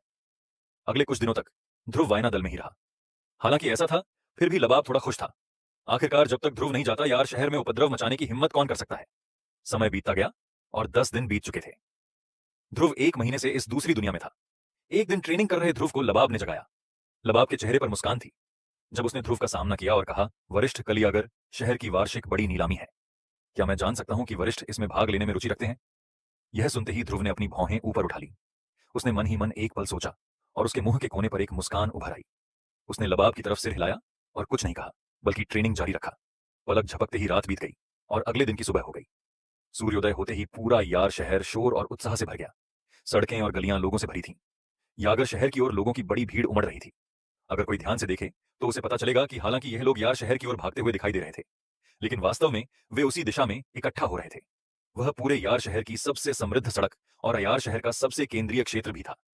वहां आसमानी बादल नीलामी घर नामक एक नीलामी घर था, जिसका नियंत्रण आसमानी बादल दल के पास था, जो दक्षिण पश्चिम क्षेत्र का सबसे बड़ा दल था। यह एक वास्तविक विशालकाय था और इसका प्रभाव पूरे दक्षिण पश्चिम क्षेत्र में फैला हुआ था। इसकी शक्ति इतनी भयानक थी कि दक्षिण पश्चिम क्षेत्र की 4 प्रमुख शक्तियां भी इसे भड़काने की हिम्मत नहीं कर पाती थीं। इसके पास जो धन था वह अकल्पनीय था और वर्षों से 4 प्रमुख शक्तियों में से किसी एक की बचत भी आसमानी बादल दल की संपत्ति के सामने नहीं थी। अगर आसमानी बादल दल का दक्षिण पश्चिम क्षेत्र के अधिपति पद के लिए प्रतिस्पर्धा करने का कोई इरादा ना होता तो दक्षिण पश्चिम क्षेत्र की 4 प्रमुख शक्तियां दुनिया में इतिहास बन चुकी होती। इससे आसमानी बादल दल की भयानक शक्ति का अंदाजा लगाया जा सकता था। इसमें कोई आश्चर्य की बात नहीं थी कि एक छोटी सी नीलामी भी इतने सारे लोगों का ध्यान आकर्षित कर लेती। वायना दल में बिस्तर पर पालथी मारकर बैठा ध्रुव पलक झपकते ही गायब हो गया। वह कमरे के लकड़ी के दरवाजे के सामने खड़ा हो गया और उसे खोलने के लिए हाथ बढ़ाया। कमरे के बाहर लबाब भी ध्रुव के दरवाजे के सामने खड़ा था। जैसे ही उसने अपने दाहिने हाथ से दरवाजा खटखटाने वाला था, उसके सामने का लकड़ी का दरवाजा अचानक खुल गया। लबाब चौंक गया और उसका शरीर अनजाने में आधा कदम पीछे हट गया। जब उसने ध्रुव को दरवाजे के सामने खड़ा देखा तो लबाब ने प्रतिक्रिया दी और जल्दी से ध्रुव को देखकर मुस्कुराया। हाँ हाँ, वरिष्ठ जाग गए, यह अच्छी बात है। जूनियर आपको यार शहर की वार्षिक नीलामी दिखाने ले जाएगा। हो सकता है कि आपको ज्यादातर चीजों में दिलचस्पी ना हो, लेकिन जब तक आप जाएंगे तब तक आसमानी बादल नीलामी घर को सम्मान मिलेगा। यह मेरे वायना दल के लिए भी फायदेमंद होगा, इसलिए ठीक है, मैंने कहा था कि मैं वहां जाऊंगा। चलो चलते हैं, देखते हैं कि क्या यह आसमानी बादल दल वाकई इतना बड़ा मामला है। लबाब कुछ कहना चाहते थे, लेकिन ध्रुव ने बीच में ही रोक दिया। ध्रुव बाहर निकला और वायना दल की हवेली से बाहर चला गया। यह देखकर लबाब भी जल्दी से उसके पीछे पीछे गया। वह ध्रुव के साथ चलता रहा और आसमानी बादल दल की ताकत और पृष्ठभूमि के बारे में कुछ बताया। हालांकि यार शहर एक दूरस्थ क्षेत्र में स्थित होने के कारण लबाब आसमानी बादल दल के बारे में ज्यादा नहीं जानता था। उन्हें बस इतना पता था कि आसमानी बादल दल 200 साल पहले दक्षिण पश्चिमी क्षेत्र में आया था। हालांकि इसे आए हुए कुछ ही समय हुआ था, लेकिन इसका विकास तेजी से हुआ था और इसकी नींव गहरी थी। यह कुछ पुराने दलों से कमतर नहीं था। इससे ध्रुव की भौहें थोड़ी ऊपर उठी। उसने मन ही मन इस जानकारी को याद किया। उसके पास ऐसे दल पर ध्यान देने के अलावा कोई विकल्प नहीं था। यह जानना जरूरी है कि लियान जैसा शक्तिशाली व्यक्ति भी उन कुछ पुराने दलों के संयुक्त प्रयासों से ही मारा गया था, क्योंकि यह आसमानी बादल दल 200 साल तक जीवित रह सका। इसलिए इसमें निश्चित रूप से कुछ असाधारण शक्ति थी। इसलिए ध्रुव का इस पर ध्यान देना गलत नहीं था। गाड़ी खींचने वाला घोड़ा लाल भूरे रंग का रैंक 7 का जानवर घोड़ा था। इस प्रकार का तिलस्मी जानवर जंगल में दुर्लभ था, क्योंकि उनमें से अधिकांश मनुष्यों द्वारा पालतू बनाए जाते थे और परिवहन के साधन के रूप में उपयोग किए जाते थे। इस घोड़े की कमजोर आक्रमण क्षमता के कारण जंगल में इसका जीवित रहना मुश्किल था। इसलिए कोई भी घोड़ा जिसमें थोड़ी भी बुद्धि होती जीवित रहने के लिए एक अच्छे स्वामी की तलाश में बाजार में आता। यह कहा जा सकता है कि यह लबाब के प्रति बेहद वफादार था और लबाब भी इसका बहुत ध्यान रखते थे। अगर कोई महत्वपूर्ण व्यक्ति ना होता तो लबाब इसे निश्चित रूप से नहीं बुलाते। हालांकि इस समय यह घोड़ा, जो आमतौर पर घमंडी और दबंग होता था, इस समय कांप रहा था। ऐसा लग रहा था जैसे उसने कोई जंगली जानवर देख लिया हो। इससे लबाब का दिल भी दहल गया। हालांकि जब उसने ध्रुव को देखा तो उसके चेहरे पर वाकई बहुत डर था। क्या यह? इतना सोचते सचते लबाब की आंखें अचानक सिकुड़ गईं। पहले वह जिस नजर से ध्रुव को देखता था वह सदमे से भर गई। अगर ध्रुव में सचमुच इतनी ताकत होती तो उसका वायना दल सचमुच दक्षिण पश्चिमी क्षेत्र के कई दलों में से एक बनने की उम्मीद रखता। ध्रुव ने अपने सामने खड़े घोड़े की ओर देखा, जो लगातार कांप रहा था। उसकी पलकें झपक रही थीं। उसने बेबसी से अपना सिर घुमाया और बगल में खड़े लबाब से कहा, लगता है मैं आपकी इस गाड़ी में नहीं बैठ पाऊंगा। यह सुनकर लबाब का दिल दहल गया। वह कुछ कहने ही वाला था कि उसने देखा कि ध्रुव पहले ही मुड़कर नीलामी घर की ओर चल पड़ा था। बस उसकी पीठ थोड़ी कमजोर हो गई थी और वह घोड़ा लगातार कांप रहा था। थोड़ी देर बाद ध्रुव और लबाब वायना दल के लोगों के समूह के साथ नीलामी घर के प्रवेश द्वार पर आ गए। लोगों की भीड़ ने इस भव्य नीलामी को निराश नहीं किया। लोगों की एक के बाद एक लहरें लगातार नीलामी घर के प्रवेश द्वार की ओर बढ़ती रहीं। हालांकि नीलामी घर के प्रवेश द्वार को ताकतवर लोगों ने अवरुद्ध कर रखा था, फिर भी वे भीड़ को पूरी तरह से रोक नहीं पाए। नीलामी घर का प्रवेश द्वार अभी भी बेहद अव्यवस्थित था। जब भीड़ ने लबाब और अन्य लोगों को देखा तो उनके भाव एक साथ बदल गए। पिछले आधे महीने में यार शहर के लोग वायना दल द्वारा अजीमा दल को मिली इस बड़ी हार से काफी हैरान थे। हालांकि उन्होंने सुना था कि इस बार वायना दल को एक सर्वशक्तिमान की मदद मिली है और उसने अत्याचारी शक्ति से अजीमा दल का सीधे दमन किया है, जिससे अजीमा दल के सभी लोग अपना रब खो बैठे और मौके पर ही मारे गए। लेकिन किसी ने उस सर्वशक्तिमान को नहीं देखा था। आखिरकार दो दलों के बीच जीवन मरण की लड़ाई में कौन अपना चेहरा दिखाने की हिम्मत करेगा? अगर उन्हें युद्ध से फायदा उठाने वाला समझ लिया गया तो वे अपनी जान भी गंवा सकते थे। एक महान युद्ध देखने के लिए अपनी जान गंवाना उचित नहीं था। यार शहर में कोई भी इतना मूर्ख नहीं था। अब यार शहर के लोगों ने देखा कि वायना दल के लोगों ने इस नीलामी के लिए इतनी बड़ी सेना इकट्ठा की है। स्वाभाविक रूप से सभी को अपने दिलों में काफी आश्चर्य हुआ। सड़क के दोनों ओर तरह तरह की बातें फैलने लगी। कुछ लोगों ने ध्रुव को भी देखा, जो वायना दल के लीडर और वायना दल के पहले बुजुर्ग के साथ कंधे से कंधा मिलाकर खड़ा था। तुरंत नीलामी घर के सामने आसमान तक पहुंचने वाली एक आवाज सुनाई दी।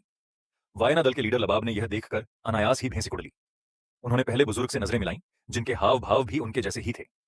वह बस अपना मुंह खोलकर उन्हें डांटने ही वाले थे कि एक और भालू जैसी दहाड़ ने उन्हें पहले ही रोक लिया। तुम सब चुप हो जाओ और यहां से हट जाओ। तुम सब वायना दल के लीडर और प्रथम बुजुर्ग का रास्ता रोक रहे हो। जो मरना नहीं चाहते वे चले जाओ। यह सुनते ही ध्रुव ने आवाज की दिशा में देखा। आवाज का स्वामी एक गंजा आदमी था, जिसके चेहरे पर चाकू का निशान था। उसका शरीर लंबा और हट्टा कट्टा था, बिल्कुल किसी जंगली भालू जैसा। उसकी समझ में इस अधेड़ उम्र के विशालकाय आदमी की ताकत यहां काफी मजबूत लग रही थी। उसके पास 9 सितारा शक्ति पूर्वज रैंक जितनी ताकत थी। इस समय अधेड़ उम्र का वह लंबा चौड़ा आदमी राहगीरों को एक क्रूर भाव से देख रहा था। उसकी नाक से एक ठंडी खर्राट निकली और सबने अपने मुंह बंद कर लिए। तभी उसने गंभीर चेहरे से लबाब के समूह को देखा। चेहरे पर चाकू के निशान के साथ वह अतुलनीय रूप से भयावह लग रहा था। लबाब और वायना दल के अन्य लोगों ने यह देखकर राहत महसूस की। हालांकि यह मुस्कान देखकर ध्रुव के मुंह का कोना जोर से फड़क उठा। यह मुस्कान वाकई बेमिसाल थी। उसकी इस भयावह मुस्कान पर भरोसा करके यह संभव था कि उसके जैसी ताकत वाले व्यक्ति की भी ताकत 20% कम हो जाए। ध्रुव के चेहरे के भाव स्वाभाविक रूप से उस बड़े आदमी ने देख लिए। वह बस गुस्सा होने ही वाला था कि लबाब ने उसे रोक लिया। लबाब ने एक बड़ा कदम आगे बढ़ाया, अपने हाथों को उस बड़े मध्यम आयु वर्ग के व्यक्ति की ओर बढ़ाया और हंस पड़े। हाँ हाँ भाई, बर्बरियान, हमें आखिरी बार मिले हुए बहुत समय हो गया है। हाँ हाँ हूँ। लबाब द्वारा बर्बरियान कहे जाने वाले लंबे चौड़े अधेड़ आदमी ने अपनी भौहें सिकोड़ ली, जिससे उसके चेहरे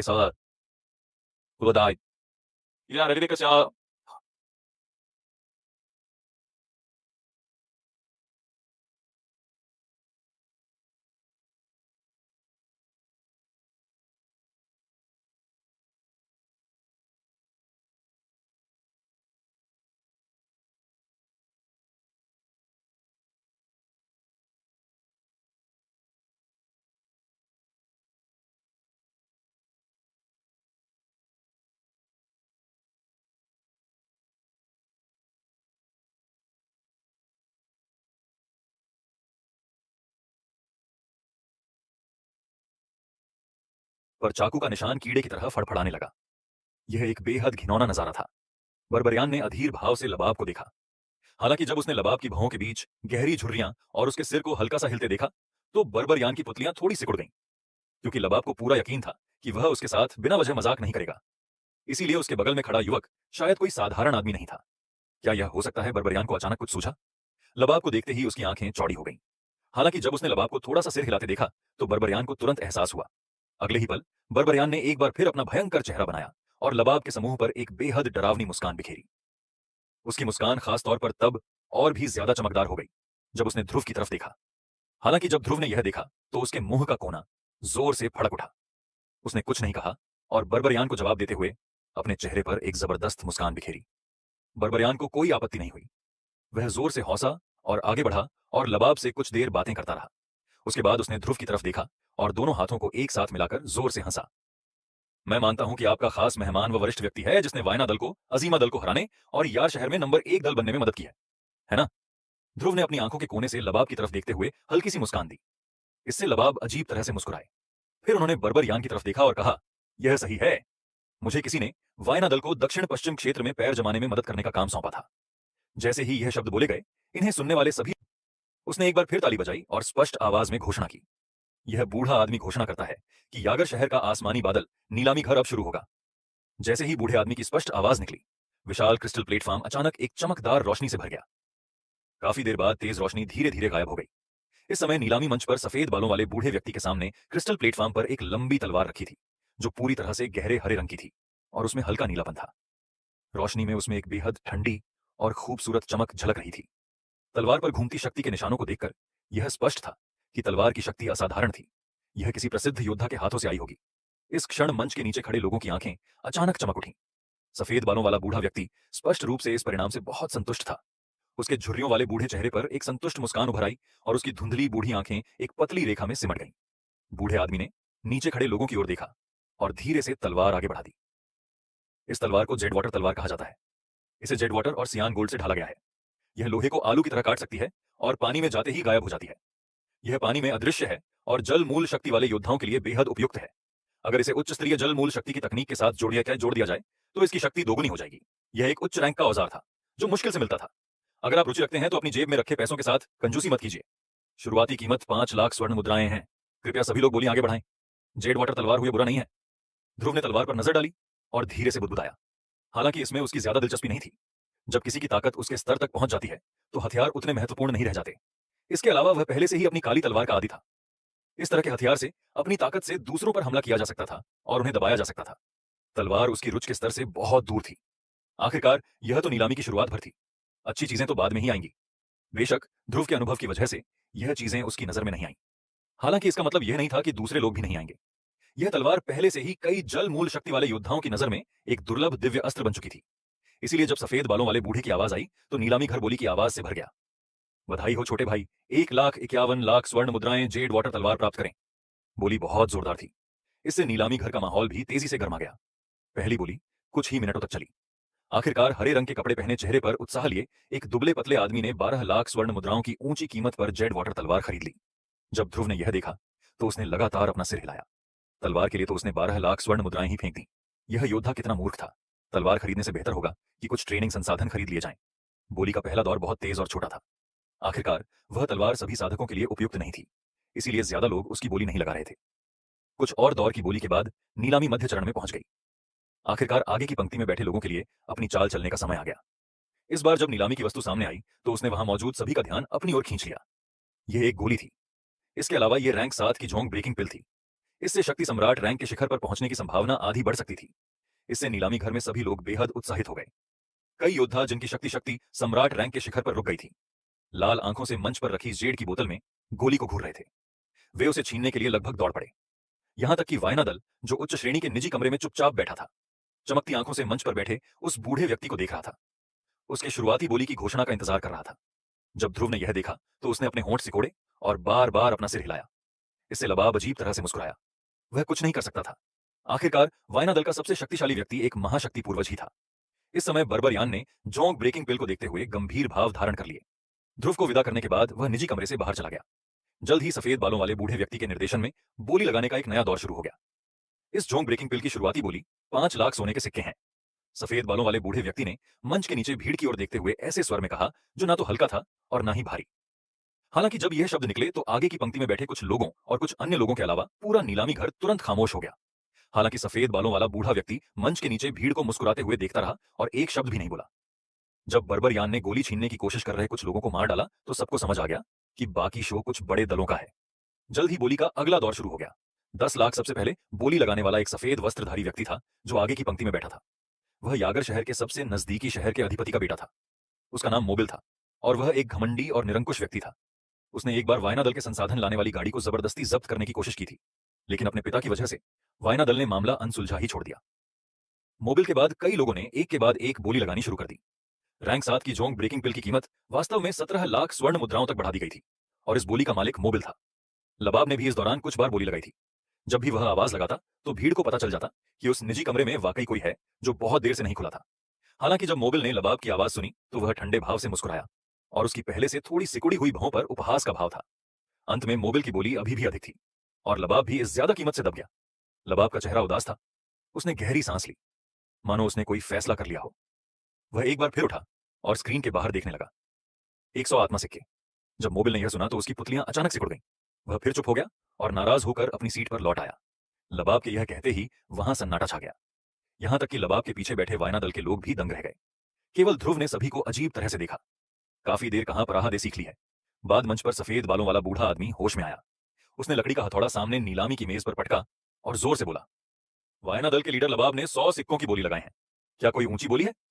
नीलामी हॉल में मौजूद सभी लोग अचानक जाग गए। पहले शांत नीलामी हॉल अचानक शोरगुल से भर गया, मानो कोई बाजार हो जो अभी अभी व्यापार के लिए खुला हो। एक एक करके वायना दल के बुजुर्ग लबाब के पीछे खड़े हो गए। उनकी आंखें गुस्से से लबाब को घूर रही थीं। हालांकि ध्रुव के मौजूद होने के कारण किसी ने भी कोई तीखी फटकार नहीं लगाई। उन्होंने बस गुस्से से लबाब को घूरा। लबाब अभी भी शांत दिख रहा था। हालांकि उसने 100 सिक्के बोले थे, फिर भी उसकी आंखें झोंक ब्रेकिंग पिल को स्थिर गति से देख रही थीं और सफेद बालों वाले बूढ़े व्यक्ति के अंतिम निर्णय की प्रतीक्षा कर रही थी। थोड़ी देर बाद सफेद बालों वाले बूढ़े ने नीलामी कक्ष में लोगों की तरफ मुस्कुराते हुए देखा। उसने हाथ में लकड़ी का हथौड़ा पटका और जोर से बोला, वायना दल के लीडर लबाब को रैंक 7 की जोंग ब्रेकिंग पिल जीतने के लिए बधाई। जैसे ही लकड़ी का हथौड़ा गिरा, सिर्फ धमम की आवाज सुनाई दी। हथौड़ा गिरा और आवाज शांत हो गई। सफेद बालों वाले बूढ़े की आवाज लबाब और बाकी लोगों के कानों में भी पड़ी। लबाब भाव शून्य होकर सीट पर बैठ गए। वायना दल के बाकी बुजुर्गों की बात करें तो प्रथम बुजुर्ग के अलावा बाकी सभी के चेहरे पर उदासी छाई हुई थी। उन्होंने एक उदास आह भरी और जोर से अपनी सीटों पर बैठ गए। जब क्रिस्टल प्लेटफॉर्म पर सफेद बालों वाले बूढ़े व्यक्ति ने नीलामी की एक और वस्तु निकाली तो निजी कमरे में मौजूद सभी लोगों का ध्यान फिर स्क्रीन की ओर चला गया। सफेद बालों वाले बूढ़े ने एक लबादा निकाला और एक बार फिर साफ आवाज में सबको लबादे की खूबियों से परिचित कराया। ध्रुव ने बस एक नजर डाली और फिर उसे अनदेखा कर दिया। उसने बगल में खड़े लबाब की तरफ अपना सिर घुमाया। लबाब ने ध्रुव की नजरों को भांप लिया और उसे नजरअंदाज करने की हिम्मत नहीं की। उसने आदरपूर्वक ध्रुव की तरफ अपना सिर घुमाया और पूछा, वरिष्ठ, क्या आपके कोई प्रश्न है या क्या आप इस लबादे में रुचि रखते हैं? यदि ऐसा है तो मैं तुरंत वरिष्ठ को उसे पाने में मदद करूंगा। यह कहते हुए उसने अपना सिर घुमाकर लबादे की ओर देखा। ध्रुव ने अपने होंठ सिकोड़े और लबाब से अपना सिर पीछे मोड़ने को कहा। ध्रुव ने लबाब की संदिग्ध निगाहें देखी, मुस्कुराया और सिर हिलाया।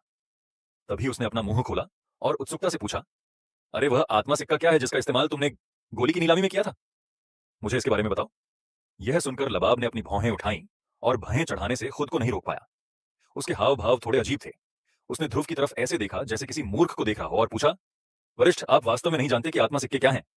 यह शब्द सुनते ही ध्रुव की पुतलियां थोड़ी सिकुड़ गईं और उसका चेहरा थोड़ा बदल गया। वह एक पल के लिए स्तब्ध रह गया। फिर उसने आंखें घुमाई और बोलना जारी रखा, अतीत में मैं हमेशा गहरे पहाड़ों में ट्रेनिंग लेता रहा हूं। हालांकि मैं पहले भी बाहर आ चुका हूं।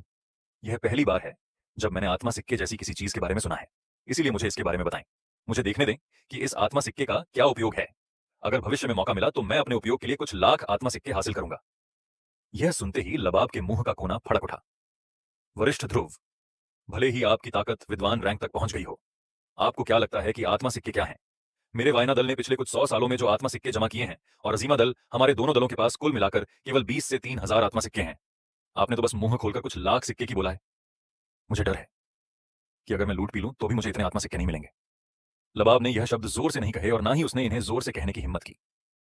इससे पहले ध्रुव ने उसे साफ साफ चेतावनी दी थी कि अगर उसने कुछ भी ऐसा कहा जिससे ध्रुव नाराज हो जाए तो ध्रुव उसे थप्पड़ मार सकता है। इसलिए लबाब ने अपने दिल में एक पल के लिए विचार करने के बाद अपने शब्दों को व्यवस्थित किया और ध्रुव को समझाने के लिए अपना मुंह खोला। आत्मा सिक्के इस दुनिया की असली आम मुद्रा हैं। वे सोने के सिक्कों से अलग हैं। आत्मा सिक्के आत्माई पत्थरों से गढ़े जाते हैं जो जमीन की शक्ति से पृथ्वी की शिराओं में लंबे समय तक एकत्रित होते रहते हैं। एक आत्मा सिक्का 1 लाख सोने के सिक्कों के बराबर होता है। हालांकि निश्चित रूप से कोई भी ऐसा नहीं है जो आत्मा सिक्कों को सोने के सिक्कों से बदलने को तैयार हो। आखिरकार सोने के सिक्के केवल सांसारिक धन है। एक सच्चे मजबूत व्यक्ति के लिए वह पूरी तरह से बेकार है। दूसरी ओर आत्माएं पत्थर पर एक प्रकार के शक्ति क्रिस्टल होते हैं जो अत्यंत शुद्ध प्राकृतिक शक्ति से भरे होते हैं। यह योद्धाओं को तेज ही से ट्रेनिंग लेने में मदद करते हैं और एक उच्च गुणवत्ता वाला ट्रेनिंग संसाधन है। इसके अलावा आत्माएं पत्थर का उपयोग कुछ संरचनाओं के लिए शक्ति स्रोत के रूप में भी किया जा सकता है और संरचनाओं के संचालन में सहायता के लिए भी किया जा सकता है। बेशक आत्माई पत्थर को निम्न श्रेणी, मध्यम श्रेणी और उच्च श्रेणी के आत्माएं पत्थर में भी विभाजित किया जाता है। आत्माएं पत्थर के विभिन्न ग्रेड उनमें निहित प्राकृतिक शक्ति की मात्रा और शक्ति की शुद्धता पर निर्भर करते हैं। हालांकि कुछ अत्यंत दुर्लभ उच्च श्रेणी के आत्माएं पत्थर भी हैं जिन्हें योद्धा सीधे अवशोषित करके अपनी शक्ति बढ़ा सकते हैं। हालांकि इन आत्माएं पत्थर की दुर्लभता कुछ विलुप्त जड़ी बूटियों से कम नहीं है। इन्हें पाना बेहद मुश्किल है।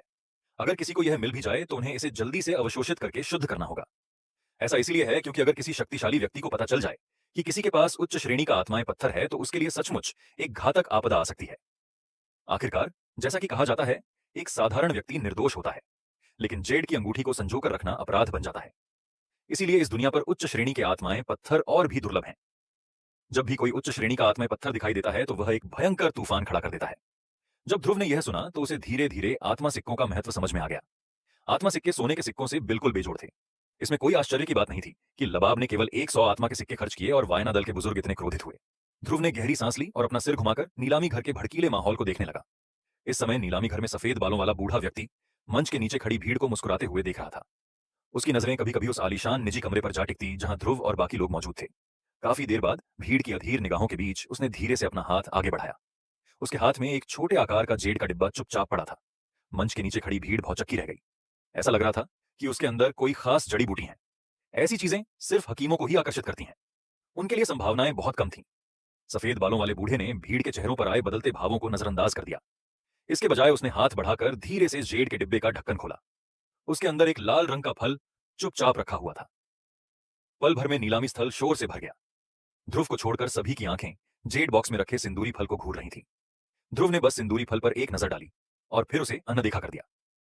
वह कुर्सी पर बैठ गया और सो गया, जिससे लबाब और बाकी लोगों के चेहरे पर बेहद शर्मिंदगी दिखाई दी।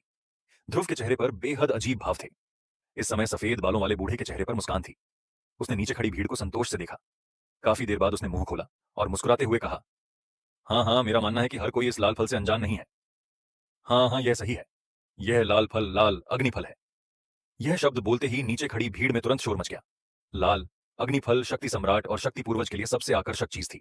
लाल अग्निफल ज्वालामुखी की गहराई में उगता था। इसने ज्वालामुखी के भीतर की अग्निशक्ति को अवशोषित करके उसे बढ़ने में मदद की। लाल अग्निफल अग्निशक्ति को अवशोषित कर उसे अत्यंत शुद्ध प्राकृतिक शक्ति में बदल सकता था और लाल फल के भीतर संग्रहित कर सकता था। दौरान लाल अग्निफल का सेवन करता था तो वे सीधे अड़चन को तोड़कर अपनी शक्ति बढ़ा सकते थे। इसके अलावा अगर वे भाग्यशाली होते तो वे फल के भीतर की प्रचंड शक्ति को उधार लेकर एक बार फिर से आगे बढ़ सकते थे। यह कहा जा सकता है कि यह फल शक्ति सम्राट और शक्ति पूर्वज के दिलों में सबसे मूल्यवान वस्तु थी। नीलामी घर में 400 साल पुराने लाल अग्निफल को केवल आत्मा सिक्कों से ही खरीदा जा सकता है। शुरुआती कीमत 10 आत्मा सिक्के हैं। बिना किसी हिचकिचाहट के मंच के नीचे मौजूद भीड़ को तुरंत कीमत बता दी। 20 आत्मा सिक्के। हम तुम में अभी भी बोली लगाने की हिम्मत है। मैं 50 आत्मा सिक्के की बोली लगाता हूं। 100 आत्मा सिक्के। मंच के नीचे से आ रही जोरदार आवाजों ने ध्रुव को, जो आंखें बंद करके सो रहा था, धीरे से अपनी हल्की नींद भरी आंखें खोलने पर मजबूर कर दिया। उसने अपनी भौहें थोड़ी ऊपर उठाई और सामने स्क्रीन पर नजर डाली। उसके मुंह के कोनों पर एक मुस्कान उभर आई। एक बार फिर उसने अपनी नींद भरी आंखें बंद कर लीं और गहरी नींद में सो गया। वह नीलामी बहुत लंबी चली। आखिरकार लाल अग्निफल मोबिल ने 3000 आत्मा सिक्कों की ऊंची कीमत पर खरीद लिया। आखिरकार लबाब भी हार गया और लाचार होकर अपनी सीट पर वापस बैठ गया। मोबिल द्वारा लाल अग्निफल खरीदे जाने के बाद सफेद बालों वाले बूढ़े व्यक्ति की आंखें पूरे नीलामी घर में मुस्कुराहट के साथ घूम गई। सफेद बालों वाले बूढ़े 3000 आत्मा सिक्कों की ऊंची कीमत पर खरीद लिया। व्यक्ति ने भीड़ की ओर देखा और कहा, मुझे विश्वास है कि आज आप सभी को वह मिल गया है जो आप चाहते थे। बेशक अगर आपको वह नहीं मिलता है तो कोई बात नहीं, क्योंकि आप सभी जानते हैं कि अगली बार अपनी वस्तुओं की अदला बदली करने का समय है। जब तक आप झगड़ा नहीं करेंगे, आसमानी बादल नीलामी घर हस्तक्षेप नहीं करेगा। अब मैं घोषणा करता हूं कि इस वर्ष की आसमानी बादल दल नीलामी समाप्त हो गई है। रुकिए बुजुर्ग, इस चीख से पूरा नीलामी घर कांप उठा। सबने आवाज की ओर देखा और एक लंबा हट्टा कट्टा गंजा आदमी, जिसका चेहरा भयंकर लग रहा था और चेहरे पर कीड़े जैसा निशान था, स्टेज के बीचों बीच आ रहा था। उसके मुंह से रुको की आवाज निकली। सफेद बालों वाले बूढ़े व्यक्ति ने बर्बरियान की ओर झुककर सम्मानपूर्वक चिल्लाया, जी अध्यक्ष। बर्बरियान ने सिर हिलाकर स्वीकृति की आवाज निकाली। वह स्टेज के बीचों बीच गया और मुड़कर स्टेज के नीचे खड़ी भीड़ को देखने लगा। आज की नीलामी में मैं एक वरिष्ठ योद्धा को कुछ और वस्तुओं की बोली लगाने में मदद करने की योजना बना रहा हूं। सब लोग, आपको कोई आपत्ति तो नहीं है? आप निश्चिंत रह सकते हैं। वरिष्ठ बुजुर्ग जिन वस्तुओं की नीलामी में मेरी मदद चाहते हैं, वे ऐसी वस्तुएं हैं जिन्हें देखने का मौका आपको सामान्य दिनों में कभी नहीं मिलेगा। आज वरिष्ठ बुजुर्ग अच्छे मूड में हैं और आपको धीरे धीरे दुनिया का खास खजाना दिखाना चाहते हैं। ओह, यह सही है। लाल अग्निफल जैसा कुछ, हे वरिष्ठ बुजुर्ग, की वस्तुओं की तुलना में यह कचरे से ज्यादा कुछ नहीं है। जैसे ही यह शब्द निकले, पूरे नीलामी घर में कोलाहल मच गया। मोबिल, जो आगे की पंक्ति में बैठा था, गुस्से से भरी हुई मुद्रा में खड़ा हुआ और बर्बरियान से पूछा, हाँ हाँ, क्योंकि मामला ऐसा है। क्या मैं जान सकता हूं कि अध्यक्ष बर्बरियान नीलामी कब शुरू करेंगे? हाँ हाँ हाँ हाँ हाँ, ठीक है। मैं घोषणा करता हूं कि नीलामी जारी रहेगी। याद रखें, वस्तुओं की नीलामी केवल आत्मा सिक्कों से ही की जा सकती है। पूरा नीलामी घर एक बार फिर हंगामे में डूब गया। बर्बरियान ने शरारत भरी हौंसी निकाली। उसका भयंकर चेहरा और आंखों को लुभाने वाला निशान मंच के नीचे खड़े लोगों के मुंह के कोनों को सिकोड़ रहा था। हालांकि उनके सामने खजाना होने के कारण उन्हें इसकी कोई परवाह नहीं थी। वे बस अपने दिलों में मचलती हुई बेचैनी को सहते हुए देखते रह सकते थे। बर्बरियान ने भीड़ की ओर देखते हुए मुस्कुराया। हाथ हिलाते ही उसकी विशाल हथेली में एक जेड की बोतल दिखाई दी। बर्बरियान की हथेली और जेड की बोतल के बीच का अंतर बहुत ही गहरा था। मंच के नीचे खड़े लोगों ने यह देखकर हल्की सी भौहें सिकोड़ ली। जाहिर है अगर यह कोई साधारण गोली होती तो उन्हें इसमें कोई दिलचस्पी नहीं होती। बर्बरियान ने व्यंग्यात्मक लहजे में कहा। उसने जेड की बोतल खोली और उसमें से एक लंगन फल के आकार की एकदम गोल गोली निकाली। जैसे ही गोली बाहर निकली, एक बेहद तेज गोली की खुशबू ने तुरंत पूरे नीलामी घर को भर दिया। वहां मौजूद सभी लोगों के चेहरे एक पल में बदल गए। सुगंधित गोली की ओर उनकी निगाहें तुरंत लालच और उसे पाने की तीव्र इच्छा में बदल गई। आगे की पंक्ति में बैठा मोबिल खड़ा हो गया। बर्बरियान के हाथ में गोली देखते ही उसका चेहरा उत्तेजना से लाल हो गया। वह बर्बरियान को आवाज लगाने के लिए बेताब था। अध्यक्ष बर्बरियान, क्या मैं जान सकता हूं कि इस गोली की नीलामी कैसे होगी? बर्बरियान मुस्कुराया और वहां मौजूद लोगों की तीखी निगाहों पर नजर दौड़ाई। अंत में उसने उस उच्च श्रेणी के कमरे की ओर सिर हिलाया जिसमें ध्रुव बैठा था। इससे मोबिल, जो बर्बरियान को देख रहा था, अपनी आंखें थोड़ी सिकुड़ ली। बर्बरियान की निगाहों को देखते हुए उसकी भौहें थोड़ी सिकुड़ गईं। क्या वह वही कमरा नहीं था जहां लबाब और वायना दल के बाकी सदस्य बैठे थे? क्या हो सकता है कि वह वरिष्ठ व्यक्ति जिसके बारे में बर्बरियान बात कर रहा था वही मौजूद था? इससे मोबिल के शांत भाव थोड़े बदल गए। अगर सच में ऐसा था तो वायना दल उस निजी कमरे में कैसे हो सकता था? या हो सकता है कि यह सब लबाब का ही काम हो। वह उसे धोखा देना और छल करना चाहता था। लेकिन बर्बरियान बिना किसी कारण के उसकी मदद कैसे कर सकता था? मोबिल की भौहें अभी भी इस सवाल पर विचार करते हुए सिकुड़ी हुई थीं। तभी बर्बरियान जोर से हंस पड़ा। उसकी भालू जैसी हां पूरे नीलामी घर में गूंज उठी। उसकी तीखी निगाहें पूरे नीलामी घर पर घूम गईं। फिर आखिरकार उसने बोलने के लिए अपना मुंह खोला। अच्छा, तो मैं और कुछ नहीं कहूंगा। सबसे पहले मैं आपको इस गोली से परिचित करा दूं। यह गोली एक रैंक 8 गोली है। जैसे ही यह शब्द बोले गए, पूरा नीलामी घर मानो खामोश हो गया। यहां तक कि मोबिल, जिसके चेहरे पर उदासी के भाव थे, ने भी अचानक अपना सिर उठाया और मंच पर खड़े बर्बरियान की ओर देखा, जिसके चेहरे पर हैरानी के भाव थे। रैंक 8 की गोली। वहां मौजूद सभी लोग बर्बरियान को लाल आंखों से देखने लगे। लोगों के थूक निकलने की आवाज पूरे नीलामी घर में गूंज रही थी। बर्बरियान ने एक व्यंग्यात्मक लहजा निकाला। उसकी नजरें मानो बेवकूफों के एक समूह को देख रही हों। काफी देर बाद उसने एक बार फिर अपना मुंह खोला। यह गोली, जिसे आत्मा शुद्धि गोली कहा जाता है, यह योद्धा को 1 वर्ष तक लगातार ट्रेनिंग करने की अनुमति देती है। यदि वे जानबूझकर ट्रेनिंग नहीं भी करते हैं तो भी ट्रेनिंग विधि अपने आप चलती रहेंगी और योद्धा को अपनी शक्ति बढ़ाने में मदद करेगी। इसके अलावा यदि इसे साधना विधि के साथ इस्तेमाल किया जाए तो गति सामान्य से भी अधिक तेज होगी। जैसे ही यह शब्द बोले गए, नीलामी घर में तुरंत हंगामा मच गया। कुछ लोग तो खड़े हो गए और पहले वाले लोगों की तरह जबरदस्ती गोली छीनने की कोशिश करने लगे। हालांकि मौत ने उन्हें पीछे खींच लिया। जिन लोगों ने पहले कदम उठाया था, उन्हें इसकी अच्छी कीमत चुकानी पड़ी। इस नाजुक घड़ी में उनके दिलों में छिपे डर ने उन्हें बचा लिया। जैसे ही उन्होंने मंच पर बर्बरियान को देखा, जो कुछ लोग नाराज होकर खड़े हो गए थे, वे अपनी सीटों पर लौट आए। उनकी आंखों में अदम्य लालच भरा था। बर्बरियान ने उन चंद लोगों की तरफ देखा जो अपनी सीटों पर लौट आए थे और तिरस्कार भरी नजरों से देख रहे थे, और एक व्यंग्यात्मक मुस्कान उनके चेहरे पर उभर आई थी। उसके चेहरे पर उभरी भयंकर मुस्कान के कारण उसकी मुस्कान कुछ डरावनी लग रही थी। इससे कुछ लोग अनजाने में ही कांप उठे और उनके माथे से ठंडे पसीने की बूंदें टपकने लगी। बर्बरियान ने अपनी विशाल हथेली से सामने नीलामी मंच पर जोरदार तमाचा मारा। तमाचे की आवाज ने सबका ध्यान अपनी ओर खींच लिया। संतुष्टि में सिर हिलाते हुए बर्बरियान ने स्पष्ट स्वर में कहा, रैंक 8 की आत्मा शुद्धि गोली, शुरुआती कीमत 200 आत्मा सिक्के है। यह शब्द कहते ही पूरा नीलामी घर फिर से शोरगुल से भर गया। बिना किसी हिचकिचाहट के मोबिल खड़ा हो गया और बर्बरियान पर चिल्लाया, मैं 500 आत्मा सिक्के की बोली लगाता हूं। जहां तक अन्य दलों के लोगों का प्रश्न है, वे जरा भी पीछे नहीं रहे और एक के बाद एक चिल्लाते रहे। 800 आत्मा सिक्के, 900 आत्मा सिक्के, मैं 1200 आत्मा सिक्के की बोली लगाता हूं। कौन मुझसे लड़ने की हिम्मत करता है?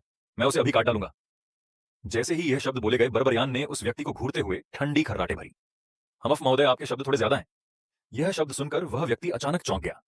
उसके चेहरे का भाव थोड़ा बदल गया और उसने माफी मांगी और नाराजगी से अपनी सीट पर वापस आ गया। बोली जारी रही। 1700 आत्मा सिक्के, 2000 आत्मा सिक्के, 2500 आत्मा सिक्के, 3000 आत्मा सिक्के। मोबिल अपनी लाल आंखों से बर्बरियान को देखते हुए जोर से चिल्लाया। जैसे ही उसने 3000 आत्मा सिक्के के कहे, पूरा नीलामी घर खामोश हो गया। सबने एक दूसरे को देखा और बेबसी से सिर हिलाया। ऐसा लग रहा था कि रैंक 8 की आत्मा शुद्ध गोली पहले से ही मोबिल की जेब में थी।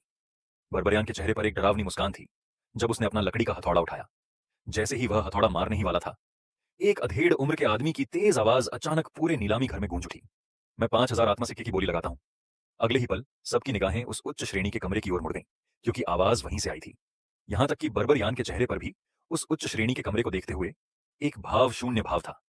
मोबिल की लाल आंखें धीरे धीरे अपनी स्पष्टता वापस पा रहीं थीं। जब वह उस उच्च श्रेणी के कमरे को एक अजीब भाव से देख रहा था, मोबिल ने भैं सिकोड़ते हुए 1-2 बार पलकें झपकाईं। क्या हो सकता है कि यह योद्धा लबाब को पहचान नहीं पाया और लबाब उस तक पहुंचने के लिए भारी कीमत चुकाने को तैयार हो गया। एक पल के लिए हिचकिचाने के बाद मोबिल ने आखिरकार आगे बढ़ने से मना कर दिया। ऊंची बोली लगाना मुश्किल नहीं था। हालांकि मुख्य बात यह थी कि उसके पास ऐसा करने की क्षमता नहीं थी। उसकी क्षमता उसके पिता से आई थी, जो नगर के स्वामी थे। वह अपने पिता का प्रतिनिधित्व नहीं कर सकता था। अंत में लबाब ने 5000 आत्मा सिक्कों के साथ रैंक 8 की आत्मा शुद्धि गोली जीत ली। हालांकि यह थोड़ा कष्टदायक था। लबाब को विश्वास था कि अगर वह इस रैंक 8 की आत्मा शुद्ध गोली का सही इस्तेमाल कर सके तो वह 2 साल के भीतर महाशक्ति पूर्वज रैंक 8 की आत्मा शुद्धि गोली जीत ली। हालांकि यह थोड़ा कष्टदायक था। लबाब को विश्वास था कि अगर वह इस रैंक 8 की आत्मा शुद्ध गोली का सही इस्तेमाल कर सके तो वह 2 साल के भीतर महाशक्ति पूर्वज रैंक 8 की आत्मा शुद्धि गोली जीत ली। हालांकि यह थोड़ा कष्टदायक था। लबाब को विश्वास था कि अगर वह इस रैंक 8 की आत्मा शुद्ध गोली का सही इस्तेमाल कर सके तो वह 2 साल के भीतर महाशक्ति पूर्वज रैंक 8 की आत्मा शुद्धि गोली जीत ली। हालांकि यह थोड़ा कष्टदायक था। लबाब को विश्वास था कि अगर वह इस रैंक 8 की आत्मा शुद्ध गोली का सही इस्तेमाल कर सके तो वह 2 साल के भीतर महाशक्ति पूर्वज रैंक 8 की आत्मा शुद्धि गोली जीत ली। हालांकि यह थोड़ा कष्टदायक था। लबाब को विश्वास था कि अगर वह इस रैंक 8 की आत्मा शुद्ध गोली का सही इस्तेमाल कर सके तो वह 2 साल के भीतर महाशक्ति पूर्वज रैंक 8 की आत्मा शुद्धि गोली जीत ली। हालांकि यह थोड़ा कष्टदायक था। लबाब को विश्वास था कि अगर वह इस रैंक 8 की आत्मा शुद्ध गोली का सही इस्तेमाल कर सके तो वह 2 साल के भीतर महाशक्ति पूर्वज रैंक 8 की आत्मा शुद्धि गोली जीत ली। हालांकि यह थोड़ा कष्टदायक था। लबाब को विश्वास था कि अगर वह इस रैंक 8 की आत्मा शुद्ध गोली का सही इस्तेमाल कर सके तो वह 2 साल के भीतर महाशक्ति पूर्वज रैंक 8 की आत्मा शुद्धि गोली जीत ली। हालांकि यह थोड़ा कष्टदायक था। लबाब को विश्वास था कि अगर वह इस रैंक 8 की आत्मा शुद्ध गोली का सही इस्तेमाल कर सके तो वह 2 साल के भीतर महाशक्ति पूर्वज रैंक 8 की आत्मा शुद्धि गोली जीत ली। हालांकि यह थोड़ा कष्टदायक था। लबाब को विश्वास था कि अगर वह इस रैंक 8 की आत्मा शुद्ध गोली का सही इस्तेमाल कर सके तो वह 2 साल के भीतर महाशक्ति पूर्वज रैंक 8 की आत्मा शुद्धि गोली जीत ली। हालांकि यह थोड़ा कष्टदायक था। लबाब को विश्वास था कि अगर वह इस रैंक 8 की आत्मा शुद्ध गोली का सही इस्तेमाल कर सके तो वह 2 साल के भीतर महाशक्ति पूर्वज रैंक 8 की आत्मा शुद्धि गोली जीत ली। हालांकि यह थोड़ा कष्टदायक था। लबाब को विश्वास था कि अगर वह इस रैंक 8 की आत्मा शुद्ध गोली का सही इस्तेमाल कर सके तो वह 2 साल के भीतर महाशक्ति पूर्वज रैंक 8 की आत्मा शुद्धि गोली जीत ली।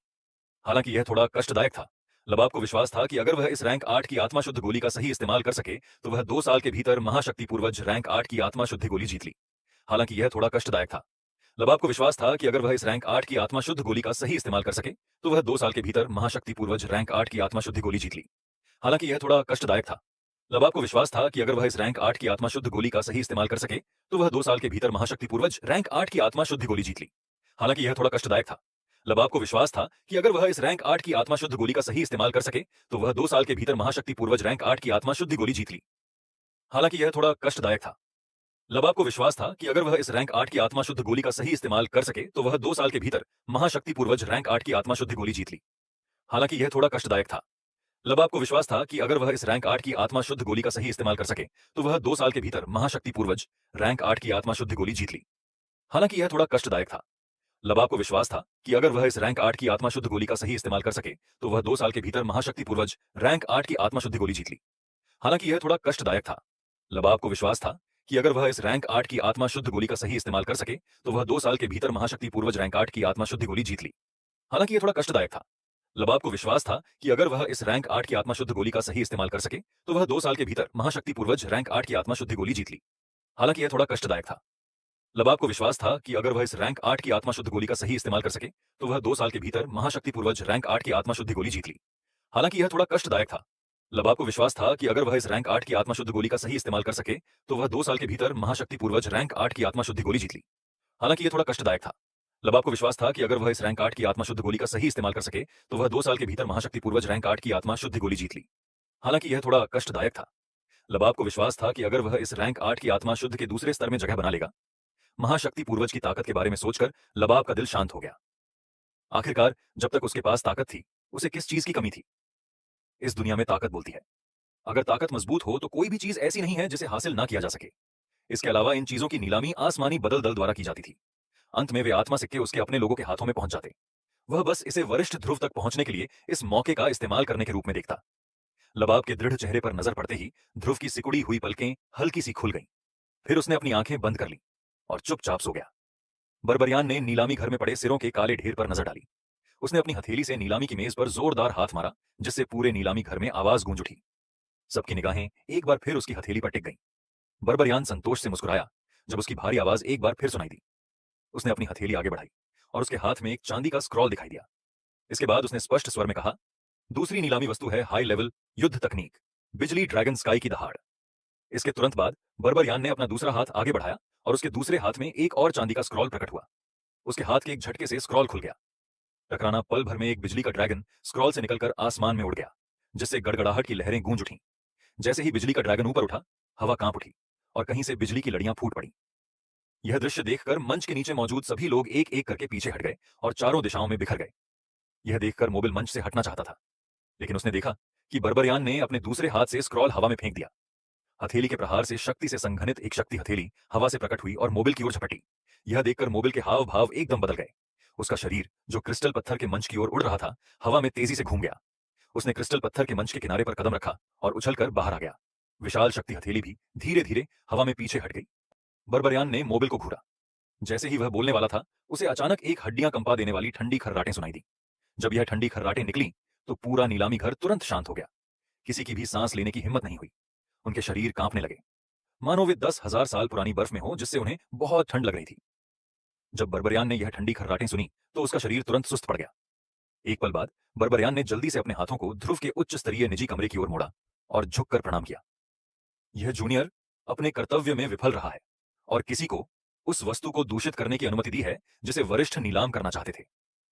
मुझे आशा है कि वरिष्ठ मुझे क्षमा कर देंगे। यदि वरिष्ठ संतुष्ट नहीं है तो यह जूनियर उस व्यक्ति को मार देगा जिसने वरिष्ठ की दिव्य वस्तु को दूषित किया है। बोलते हुए वह मोबिल पर हमला करने ही वाला था कि तभी आवाज का मालिक एक बार फिर बोला, ठीक है, इस बार मैं तुम्हें छोड़ देता हूं। इसे तुम जूनियर्स को एक मौका देने जैसा समझो। अगर तुमने दोबारा ऐसा किया तो तुम्हें कोई कार्यवाही करने की जरूरत नहीं है, मैं खुद कर लूंगा। यह शब्द बोलते ही नीलामी घर में मौजूद सभी लोगों को अचानक ठंड और अंधेरे का एहसास हुआ। बर्बरियान और मोबिल ने झट से सिर हिलाकर जवाब दिया। उन्होंने जरा भी लापरवाही बरतने की हिम्मत नहीं की। पहले सुनाई गई आवाज से जो हल्की ताकत का एहसास हुआ, उससे मोबिल अंदाजा लगा सका कि इस व्यक्ति की ताकत कम से कम 5 सितारा महाशक्ति पूर्वज जितनी तो होगी ही। ऐसा नहीं था कि उसके उत्तरी शहर में कुलीन महाशक्ति पूर्वज नहीं थे। हालांकि अपने उत्तरी शहर की ताकत के साथ वह इतने ताकतवर योद्धा को नाराज नहीं कर सकता था। एक पल सोचने के बाद उसे अपने दिल में इसके परिणाम समझ आ गए और उसने स्वाभाविक रूप से हार मान ली। इस छोटे से अंतराल के बाद नीलामी स्वाभाविक रूप से जारी रही। हालांकि नीलामी घर में किसी ने भी लापरवाही से बोलने की हिम्मत नहीं की।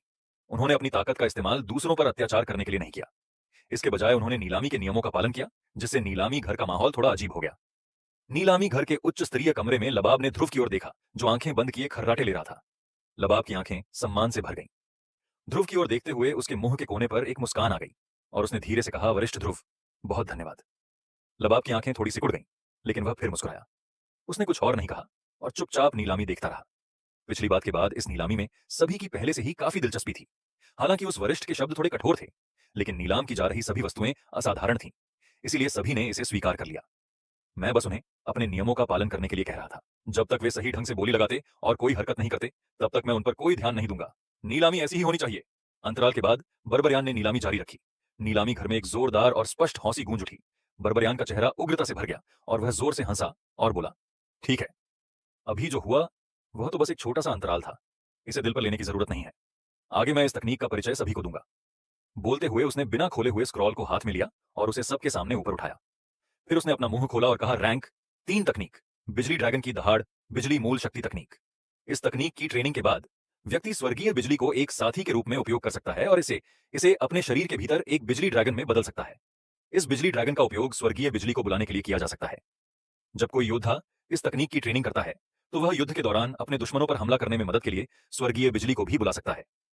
इसकी शक्ति बहुत अधिक है और इसे एक महान तुरुप के पत्ते के रूप में इस्तेमाल किया जा सकता है। अपनी बात समाप्त करने के बाद बर्बरियान ने रैंक 3 तकनीक पकड़े हुए अपना हाथ वापस खींच लिया और खुले हुए स्क्रॉल को पकड़े हुए अपना दूसरा हाथ आगे बढ़ा दिया। फिर उन्होंने कहा, यह एक युद्ध तकनीक है जो बिजली ड्रैगन की दहाड़ का पूरक है। यह एक रैंक 3 की हाई लेवल तकनीक है और इसे बिजली ड्रैगन की दहाड़ कला कहा जाता है। यह शब्द कहते ही मंच के नीचे खड़ी भीड़ एक बार फिर शोर मचाने लगी। साधना पद्धति का एक छोटा राह सांस क्रॉल ही इतना शक्तिशाली होता है। अगर इसमें एक तकनीक भी जोड़ दिया जाए तो इसकी शक्ति कितनी अविश्वसनीय होगी। बर्बरियान ने मंच के नीचे भीड़ की हैरानी भरी अभिव्यक्तियों को नजरअंदाज कर दिया और आगे कहा, बिजली ड्रैगन की दहाड़ कला को 5 स्तरों में विभाजित किया गया है। पहला स्तर, बिजली प्रकट होती है। बिजली ड्रैगन की दहाड़ कला का उपयोग करके स्वर्गीय बिजली की शक्ति विकसित की जाती। वह स्वर्ग और पृथ्वी को हिला सकता था, स्वर्गीय बिजली को सक्रिय कर सकता था और स्वर्गीय बिजली की शक्ति का उपयोग करके सबसे शक्तिशाली हमला कर सकता था। इसकी शक्ति ने स्वर्ग को हिला दिया। दूसरा स्तर, स्वर्गीय दंड। पहले स्तर की निम्न पर आधारित इसने स्वर्गीय वज्र का सहारा लिया जाता था और शत्रु पर आक्रमण करने के लिए स्वर्गीय वज्र की शक्ति का प्रयोग किया जाता था। इसकी शक्ति अपार थी। तीसरा स्तर, आकाश में बिजली के सांप भर जाते हैं। अपनी लड़ाकू आभा का उपयोग करके हजारों बिजली के सांपों में रूपांतरित होना, अंततः हजारों बिजली के सांपों में रूपांतरित होकर आकाश को भर देना। योद्धा इन सभी बिजली के सांपों को एक पल में विस्फोटित कर सकते थे। विस्फोट की शक्ति बहुत अधिक थी और हमले की सीमा बहुत विस्तृत थी, जिससे दुश्मन के लिए बचना असंभव था। चौथा स्तर, स्वर्गीय बा ड्रैगन। इसमें अपने शरीर की सारी शक्ति को स्वर्गीय बिजली की शक्ति में मिला दिया जाता था और उसे एक हिंसक बिजली बार ड्रैगन में बदल दिया जाता है, जिससे दुश्मन पर घातक हमला किया जा सकता है। इसकी शक्ति इतनी अधिक थी कि यह पहाड़ों और नदियों को नष्ट कर सकता था। पांचवा स्तर बिजली ड्रैगन विनाश। यह चौथे स्तर जैसा ही था, लेकिन इसके लिए योद्धा को बिजली ड्रैगन की दहाड़ कला को बड़ी सफलता के स्तर तक ट्रेनिंग करने के लिए प्रेरित किया जाएगा। योद्धा के शरीर में स्वर्गीय बिजली की शक्ति अंतिम महाविस्तार बैंगनी बिजली में परिवर्तित हो जाएगी, जो योद्धा द्वारा संघनित किए गए बिजली ड्रैगन के साथ विलीन हो जाएगी, और बिजली ड्रैगन के शरीर का उपयोग करके सबसे शक्तिशाली आक्रमण बिजली ड्रैगन विनाश शुरू किया जाएगा, आकाश को तोड़ने, सभी चीजों को नष्ट करने और आकाश और पृथ्वी को हिला देने की शक्ति के साथ। यह शब्द बोलते ही दर्शकों से लार निकलने की आवाज सुनाई देने लगी। यहां तक कि जो लोग बिजली मूल शक्ति वाली तकनीकों की ट्रेनिंग नहीं करते थे, वे भी बर्बर ज्ञान को उग्र भावों से देख रहे थे। उनकी आंखें लालच और लालसा से भरी थीं, जिसे मिटाया नहीं जा सकता था। कुछ लोग तो इस बात से भी नाराज थे कि उनके पास बिजली मूल शक्ति वाली तकनीकें नहीं थीं। वे इतनी अच्छी तकनीकों से क्यों चूक गए? बर्बरियान ने अपने नीचे खड़ी भीड़ को गुस्से से देखा और जोर से अपनी हथेली नीलामी की मेज पर पटक दी। कई जोरदार थप्पड़ों के बाद मजबूत नीलामी की मेज टूटने लगी। टक्कर की आवाज शांत होने के बाद सबकी नजरें बर्बरियान पर पड़ी। बर्बरियान एक कदम आगे बढ़ा और दर्शकों पर अपनी नजरें घुमाई।